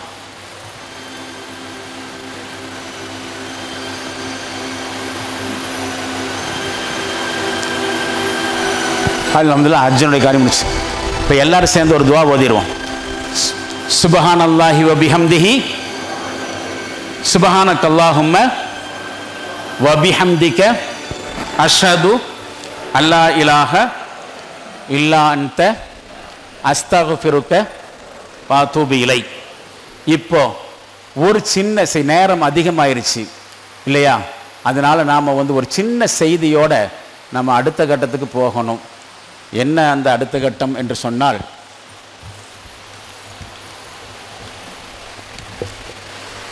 எல்லாம் சொன்னோம். சரி, மதீனாவுக்கு போகல, மதீனாவுக்கு போகலையே, அதுக்கான சமயம் இல்லை. ஆனாலும் சுருக்கமாக நம்ம சொல்லிடலாம். அதை பற்றி தெரியாமல் இந்த ஹஜ் கைடன்ஸ் ப்ரோக்ராம் முழுமையடையாதுங்கிறனால அதை குறித்தும் சில முக்கியமான செய்திகளை நாம் தெரிஞ்சுக்குவோம். அதற்கு பிறகு கொஞ்ச நேரம் கேள்வி பதில். 5 மணி வரைக்கும் டைம் சொல்லியிருந்தோம். 4:20 ஆச்சு. இங்கே அசர் தொழுகை 5 மணிக்கு தான் இல்லையா? 5 மணிக்கு தான் நமக்கு டைம் இருக்குது. நான் மதீனாவை குறித்து உங்களுக்கு விரிவான முறையில் பண்ணணும், சமயம் இல்லைங்கிறனால இதுவே கொஞ்சம் ஒர்க் லோட் ஆகி ராத்திரி 3 மணி ஆயிடுச்சு இதை முடிக்கிறதுக்கு. சரியா? அதனால் இப்போ பவர் பாயிண்ட் ப்ரெசன்டேஷன் இருக்குதுன்னு சொன்னால் கூட இது மாதிரி எக்ஸ்பிளைன் பண்ணிட்டு போக முடியாது. முக்கியமான கேள்வி பதிலுக்கு டைம் கொடுக்கணுங்கிறனால நபி ஸல்லல்லாஹு அலைஹி வஸல்லம் அவர்களுடைய கபர் இருக்கக்கூடிய பகுதி, அதை ஒட்டி மஸ்ஜித் நபவி அப்படியா, இல்லை மஸ்ஜித் நபவியினுடைய ஒரு பகுதியில் கபரா? ஃபர்ஸ்ட் எது வந்துச்சு? சந்தேகம் இல்லையே. ரசூலுல்லாஹ் மௌத்தா போன எங்க போய் மஸ்ஜித் நபவி? மஸ்ஜித் நபவி ஃபர்ஸ்ட். அதுல ரசூலுல்லாஹ் வஃபாத் ஆன உடனே மஸ்ஜித் நபவியில் அடக்கப்பட்டாங்களா? அப்படியா? இப்ப மஸ்ஜித் நபவியினுடைய ஒரு பகுதியில் இருக்கு கபரு. ரசூலுல்லாஹ் மௌத்தாகும் பொழுது அது மஸ்ஜித் நபவியினுடைய ஒரு பகுதியா? இல்ல. ஆயிஷா நாயகத்துடைய வீடு, பள்ளிவாசல் பக்கத்துல ஆயிஷா நாயகத்துடைய வீடு. ஆயிஷா நாயகத்துடைய வீட்டில் தான் ரசூலுல்லாஹ்வுக்கு கபரு தோண்டி வீட்டுக்குள்ளேயே ரசூலுல்லாஹ் அடக்கம் செய்யப்பட்டார்கள். நமக்கு தெரிஞ்சிருக்கணும். நம்பர் 1. நம்பர் 2, அவர் ரசூலுல்லாஹ் வந்து அடக்கப்பட்ட பிறகு இந்த அபூபக்கர் சித்திக் ரலியல்லாஹு அன்ஹு இருக்காங்க. யார் அது? ஆயிஷா நாயகத்துடைய அத்தா, ரசூலுல்லாஹ்வுடைய உற்ற நண்பர், இஸ்லாத்தை ஏற்றுக்கொண்ட முதல் ஆண் இல்லையா? ரொம்ப இஸ்லாத்தினுடைய வரலாற்று மிக முக்கியமான பர்சனாலிட்டி. அவங்க வந்து நான் மௌத்தா போன என்னுடைய ஹபீப் அல்லாஹ்வுடைய தூதருக்கு பக்கத்தில் தான் என்னையும் அடக்கம் பண்ணணும் அப்படின்னு விருப்பப்பட்டிருந்தாங்க. அது யாருடைய பர்மிஷனில் நடக்கணும்? ஆயிஷா நாயகத்துடைய பர்மிஷன் நடக்கணும். வாப்பாவுக்கு மக பர்மிஷன் கொடுக்காம இருப்பாங்களா? கொடுத்துட்டாங்க. அதே மாதிரி அபூபக்கர் சித்திக் ரலியல்லாஹு அன்ஹு அவர்கள் வஃபாத்தான பிறகு அல்லாஹ்வுடைய தூதருடைய கபருக்கு பக்கத்திலேயே அவர்கள் அடக்கம் செய்யப்பட்டாங்க. இதற்கு பிறகு உமர் ரலியல்லாஹு அன்ஹு அவர்களுக்கும் அதே ஆசை. என்ன ஆசை? என்னுடைய 2 கண்களுக்கு குளிர்ச்சியான என்னுடைய ஹபீப் முஹம்மது நபி ஸல்லல்லாஹு அலைஹி வஸல்லம் அவர்களும் அவர்களுக்கு தோழராக இருந்த அபூபக்கர் சித்திக் ரலியல்லாஹு அன்ஹு அவர்களுடைய கபருக்கு பக்கத்தில் என்னையும் அடக்கம் செய்யணும். பட் பாப்பாவுக்கு பர்மிஷன் கொடுத்த மாதிரி உமர் ரலியல்லாஹு அன்ஹுவுக்கு பர்மிஷன் கொடுப்பாங்களா? கொடுக்கணுமல்ல. அப்ப என்ன செய்யறாங்க? தன்னுடைய மகன், ஆரம்பத்திலே அந்த ஆசையையும் விருப்பத்தையும் ஆயிஷா நாயகத்தில் தெரிவிச்சிருந்தாங்க. ஆனாலும் அவங்க சக்கராத் ஹாலில் இருக்கிற சமயத்தில், யாரு? உமர் ரலியல்லாஹு அன்ஹு சக்கராத் ஹாலில் இருக்கிற சமயத்தில் தன்னுடைய மகன் அப்துல்லா அவங்கள கூப்பிட்டு, நான் ஏற்கனவே ஆயிஷா நாயகத்தில் சொல்லி வச்சிருந்தேன், இப்போ எனக்கு நான் மௌத்தாயிருவேன், நான் மௌத்தான பிறகு ரசூலுல்லாஹ்வுக்கு பக்கத்திலேயே அபூபக்கர் சித்திக் ரலியல்லாஹு அன்ஹு மாதிரியே என்னையும் அடக்கம் செய்யறதுக்கு ஒரு பர்மிஷன் வாங்கிட்டு வா அப்படின்னு சொல்லி மகனை உமர் ரலியல்லாஹு அன்ஹு ஆயிஷா நாயகத்தில் அனுப்புனாங்க. ஆயிஷா நாயகன் பார்த்து போட்டு கொடுத்துட்டாங்க, பர்மிஷன் கொடுத்துட்டாங்க. அதே மாதிரி உமர் ரலியல்லாஹு அன்ஹு வஃபாத்துக்கு பிறகு ரசூலுல்லாஹ்வுக்கு பக்கத்திலேயே இவங்களே அடக்கிட்டாங்க. அப்போ ஆயிஷா நாயகத்தின் வீட்டில் 3 கபரு. ஒரு கபரு ரசூலுல்லாஹ்வுடைய, 2வது அபூபக்கர் சித்திக், 3வது உமர் ரலியல்லாஹு அன்ஹு. இப்போ ஆயிஷா நாயகத்தினுடைய ஒரு ஸ்டேட்மெண்ட்டை நான் இப்போ உங்களுக்கு சொல்லணும். இது சம்பந்தமா ஆயிஷா நாயகன் சொல்றாங்க, என்னுடைய கணவர் வஃபாத்தானப்போ வீட்டில் அடக்கம் செய்யப்பட்டாங்க. என் கணவர் தானே, நான் வீட்டில் ஹிஜாபு ஃபாலோ பண்ணலை. மௌத்தான பிறகு ஹிஜாப் ஃபாலோ பண்ணணுமா? இல்லை. ஆனாலும் ஹிஜாபுக்கு அவங்க கொடுத்த இம்பார்ட்டன்ஸ், வீட்டில் இருக்கும்போது நான் என்ன செய்யல, ஹிஜாப் ஃபாலோ. அதுக்கப்புறம் எங்கள் வாப்பா மௌத்தான பிறகு அடக்கின பிறகு வாப்பாவுக்கு முன்னாடி என்ன ஹிஜாபு? அப்படி குரான்ல அல்லாஹ் சொல்லலையே. அப்போ நானும் ஹிஜாப் இல்லாமல் என்ன செஞ்சேன்? ஹிஜாப் இல்லாமல் தலையில் துண்டு இல்லாமல் நான் என்ன செய்வேன்? வீட்டுக்குள்ளே புழங்குவேன். ஆனால் உமர் ரலியல்லாஹு அன்ஹு ஒரு வஃபாத்தாய் என் வீட்டில் அடக்கம் பண்ணப்பட என் வீட்லேயும் ஹிஜாபோட தான் நான் இருந்தேன். ஏன்னா உமர் ரலியல்லாஹு யாரு? அன்னியான் இல்லையா? என்னதான் ஹலீஃபாவாக இருக்கட்டும் இல்லையா, மௌத்தான பிறகு ஹிஜாபோட இருக்கணுமா வேண்டாமா? அவர்கள் ஹிஜாபுக்கு கொடுத்த இம்பார்ட்டன்ஸ் பத்தி சொல்றாங்க. உமர் ரலியல்லாஹு அன்ஹு வஃபாத்தாயி அவர்கள் அடக்கம் செய்யப்பட்ட பிறகு என் வீட்டில் கூட நான் உலாவும் பொழுது ஹிஜாப் இல்லாமல் இருந்ததில்லை. இதுதான் உம்மஹாத்துல் மோமினின், மோமின்களுடைய தாய். மோமின்களுடைய தாயே அப்படி இருந்தா அப்ப நம்மெல்லாம் எப்படி இருக்கணும்? அந்நிய ஆண்களுக்கு முன்னாடி ஹிஜாபு பேன்ற விஷயத்துல அந்த இடத்துக்காக போக போறோம். சரி, அது மஸ்ஜித் நபவியினுடைய ஒரு பார்ட் இல்லை. மஸ்ஜித் நபவி கெட்டும் பொழுது ஆயிஷா நாயகத்துல வீடா இருந்துச்சு. மஸ்ஜித் நபவியே பெருசாகுது, மக்கள் அதிகமா ஜியாரத்து வரும் பொழுது தொழுகிறதுக்கு இடம் பத்தல. இப்ப என்ன பண்றாங்க? பள்ளிவாசல் விரிவுபடுத்தும் பொழுது ஆயிஷா நாயகம் வீடு ஆட்டோமேட்டிக் எங்க வந்துருச்சு? பள்ளிக்குள்ள வந்துருச்சு. இதுதான் அங்க இருக்கக்கூடிய அமைப்பு. இதெல்லாம் தான் பவர் பாயிண்டேஷன்ல இதே மாதிரியே ப்ரிப்பேர் பண்ணி இருக்கு. இப்ப நாம புரிஞ்சுக்க வேண்டிய ஃபர்ஸ்ட் விஷயம், மதீனாவை பொறுத்த வரைக்கும் கண்டிப்பாக அங்க போய் அட்டன் பண்ணுனா தான் ஹஜ் கூடும், அட்டன் பண்ணலனாக்க ஹஜ் கூடாது அப்படின்னு சொல்றதுக்கு இல்லை. நல்லா புரிஞ்சுக்கணும், சரிங்களா?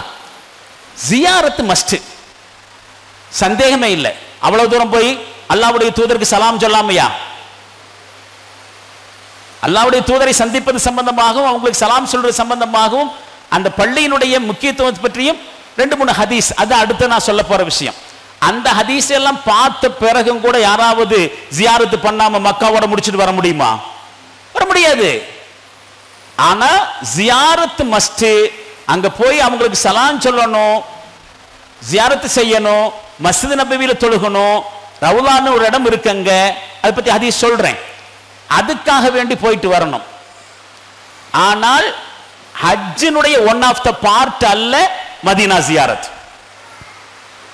அங்க போனாக்க ஹஜ் கூடாது அப்படின்னு இல்லை. அதுக்காக வேண்டி அங்க போயிட்டு திரும்பி வர முடியாது, மக்காவோட முடிச்சுட்டு வர முடியாது. கண்டிப்பா மதீனாவுக்கு போகணும், மஸ்ஜித் நபவிக்கு போகணும், அங்கே 2 ரக்காத்து தொழுகணும், அங்கே சில வக்துகள் தொழுத சில சிறப்புகள் இருக்கு, ஹதீஸ்ல சொல்றேன். அதோட ரசூலுல்லாஹ்வுக்கு என்ன செய்யறோம்? ஸலவாத்து சலாமும் சொல்லிட்டு வர்றோம். அதுக்கு ஆதாபு ஒழுங்கெல்லாம் இருக்குது, அதையும் நான் சொல்றேன் என்ன ஏதுன்னு. ஆனால் தெளிவா புரிஞ்சுக்குங்க, சொல்ல வேண்டியது நம்முடைய கடமை. இதை சொல்லாம ஹஜ் வழிகாட்டுதல் முழுமை அடையாதுங்கிறனால அதை சொல்றேன். இல்லாம இது ஒரு விவாதத்துக்குரிய விஷயமாக ஆக்கக்கூடாதுன்னு உங்கள்கிட்ட நான் வேண்டிக்கிறேன்.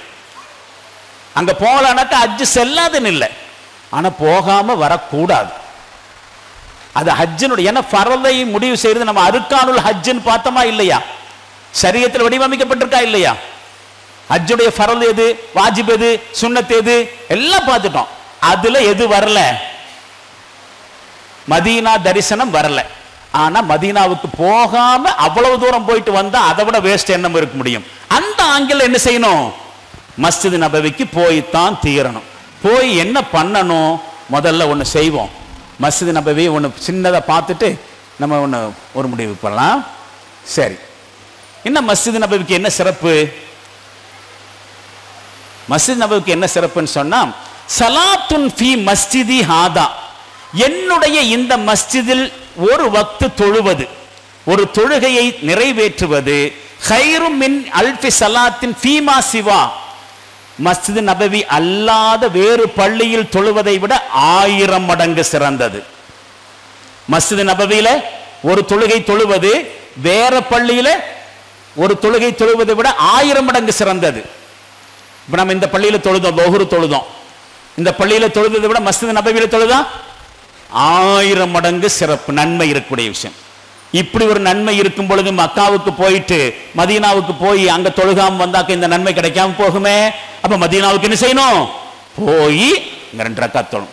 ஆனால் இல்லல் மஸ்ஜிதல் ஹராம், இந்த சிறப்பை மஸ்ஜித் ஹராம் தவிர. எது மஸ்ஜித் ஹராம்? காபா இருக்கல்ல, அது மஸ்ஜித் ஹராம். அதை தவிரன்னு சொல்றாங்க. அந்த இதை பத்தி சொல்லும்போது என்ன சொல்றாங்க? சலாத்துன் மஸ்ஜிதி ஹாதா அஃலலும் மின் அல்ஃபி சலாத்தின் ஃபீமா சிவா. வேற பள்ளியில தொழுவதை விட என்னுடைய இந்த மஸ்ஜித் நபவியில தொழுவது 1000 மடங்கு சிறந்தது சொன்ன ரசூலுல்லாஹ். இல்லல் மஸ்ஜிதுல் ஹராம், மஸ்ஜிதுல் ஹராமை தவிர. வசலாத்துன் ஃபில் மஸ்ஜிதுல் ஹராம், மஸ்ஜிதுல் ஹராம்ல தொழுகிறது அஃலலும் மின் மிஅத்தி சலாத்தின் ஃபீஹாதா. மஸ்ஜித் மதீனாவில் தொழுகிறதை விட மக்காவில் தொழுகிறது 1000 மடங்கு சிறந்தது. வேற பள்ளியில தொழுகிறதை விட மதீனாவில் தொழுகிறது 1000 மடங்கு சிறந்தது. மதீனாவில் தொழுகிறதை விட மஸ்ஜிதுல் ஹராம்ல தொழுகிறது அதை விட 1000 மடங்கு. அப்ப இங்க 1000 நன்மைன்னு வச்சுங்க. மக்காவில் தொழுதா 100,000 எவ்வளவு? 1,00,000 நன்மை. காபாவில் தொழுகிறது. ஆனா நம்ம மக்கள் என்ன பண்ணிடுறாங்க? மக்காவிலிருந்து மதீனாவுக்கு விட்டா ஓடிடுறது. அங்க போய் தொழுகிறது. அங்க தொழுதா நன்மை இருக்கு. எவ்வளவு நன்மை? 1000 மடங்கு நன்மை இருக்கு. இங்க தொழுதா 1,00,000 நன்மை இருக்கு. அதே மாதிரி இங்க இருந்தா தவாப் செய்யலாம். அங்க இருந்தா காபா தவாப் செய்யற மாதிரி மஸ்ஜித் நபவி தவாப் செய்ய முடியுமா? அப்படி இல்லை. இப்ப தவாஃபுடைய நன்மை கிடைக்கணும்னா எங்க இருக்கணும்? மக்காவில் இருக்கணும். அப்ப புரிஞ்சுக்குங்க, இது ஒண்ணு. மஸ்ஜித் நபவிக்கு இருக்கக்கூடிய ஒரு சிறப்புகள்ல இது சம்பந்தமா இன்னும் நிறைய ஹதீஸ் இருக்கு. இன்னொரு செய்தியை நாம பார்த்துக்கோங்க. மா பைன பைத்தி வ மிம்பரி ரௌலத்துன் மின் ரியாதில் ஜன்னா. ரசூலுல்லாஹ் அப்படி பக்கத்துல தானே இருந்துச்சு ஆயிஷா நாயகத்தோட வீடு, அதான் ரசூலுல்லாஹ் வீடும். அதற்கும் ரசூலுல்லாஹ் நின்று தொலை வச்சாங்களா இல்லையா மெஹராபு, அதற்கும் இடையில் இருக்கக்கூடிய ஒரு பகுதி சொர்க்க தோட்டங்களில் ஒரு பகுதின்னு சொல்றாங்க. ரவுலத்துல் ஜன்னா, சுவனத்தின் தோட்டங்களில ஒரு பார்ட். எது? ரசூலுல்லாஹ் நின்று தொலை வச்ச அந்த மெஹராபு இருக்கா இல்லையா, அதற்கும் ஆயிஷா நாயகத்துடைய வீடு, ரசூலுல்லாஹ் வீட்டுக்கு இடையில் இருக்கக்கூடிய இருப்பாரு. அந்த இடத்தை இங்க என்ன செஞ்சிருக்காங்க? தனி அடையாளம் விட்டு தனியா கவர் பண்ணி வச்சிருப்பாங்க. கூட்டம் அதிகமா இருக்கிறனால எல்லாரும் போய் அங்க ஜாம் ஆகிறனால அங்க நின்று தொழுதா சொர்க்கத்துல தொழுத மாதிரி இந்த ஹதீஸின் அடிப்படையில். அப்ப அங்க தொழுகிறதுக்கு முட்டி மோதி போறதுனால இப்ப என்ன பண்ணிட்டாங்கன்னு சொன்னாக்க டோக்கன் சிஸ்டம் போட்டாங்க. முதல்ல ஒரு கூட்டம் போகும், அது வரைக்கும் வெளியில திரைக்கு பிடிச்சிட்டு முட்டி மோதிட்டு நிக்கணும். அவங்க தொழுது முடிச்சுட்டு வெளியே வந்த பிறகு அடுத்த கூட்டம். அப்புறம் பெண்களுக்கு தனியாக டைம். இப்ப என்ன பண்ணிட்டாங்கன்னாக்கா முதல்லயே என்ட்ரி போட்டு உங்கள்கிட்ட என்ன செஞ்சுட்டாங்க? டோக்கன் கொடுத்த. டோக்கன் இருந்தா போய் தொழுதுட்டு வர, இடங்கள் இல்லாம போய் தொழுதுட்டு வர. இப்ப அப்ப செட்டப் இருக்குது. அப்ப அங்க போய் தொழுகணும். சொர்க்கத்தினுடைய இடத்துல தொழுகிற சிறப்பு இல்லாம மதீனாவுக்கு போகாம வர முடியுமோ?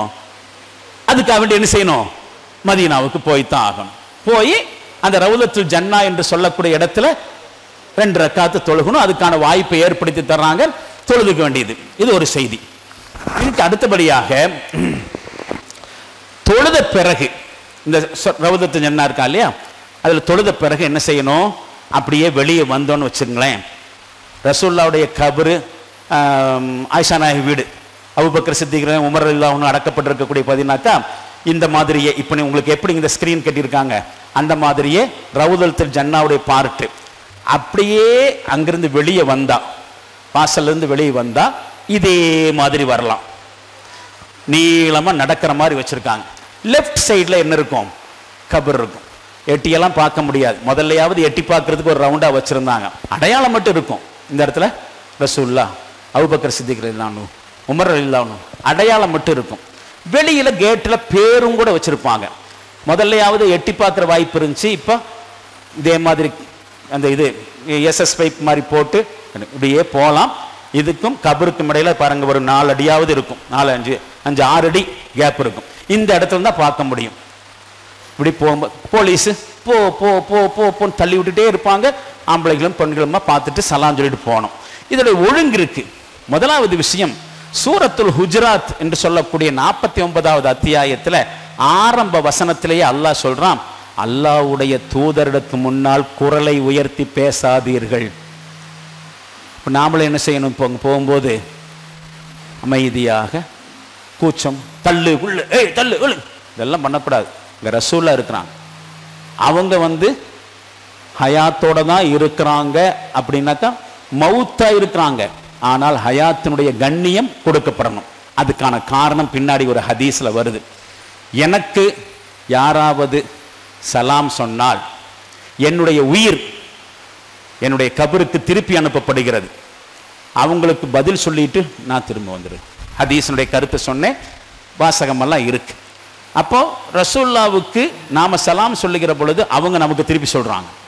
அப்போ அதனால அவங்க முன்னாடி மரியாதையாக குர்ஆன்ல சொன்ன ஆர்டர் அடிப்படையில் அந்த ஒழுங்கு கடைபிடிக்கணும். அமைதியாக கபர் செஞ்சு அஸ்ஸலாமு அலைக்கும் யா ரசூலல்லாஹ், அஸ்ஸலாமு அலைக்கும் யா ஹலீஃபத் ரசூலுல்லாஹ் அபூபக்கர் சித்திக், அல்லாஹ்வுடைய தூதருடைய ஹலீஃபாவே அபூபக்கர் சித்திக் ரலியல்லாஹு அன்ஹு அவர்களே உங்கள் மீது சலாம் உண்டாம்.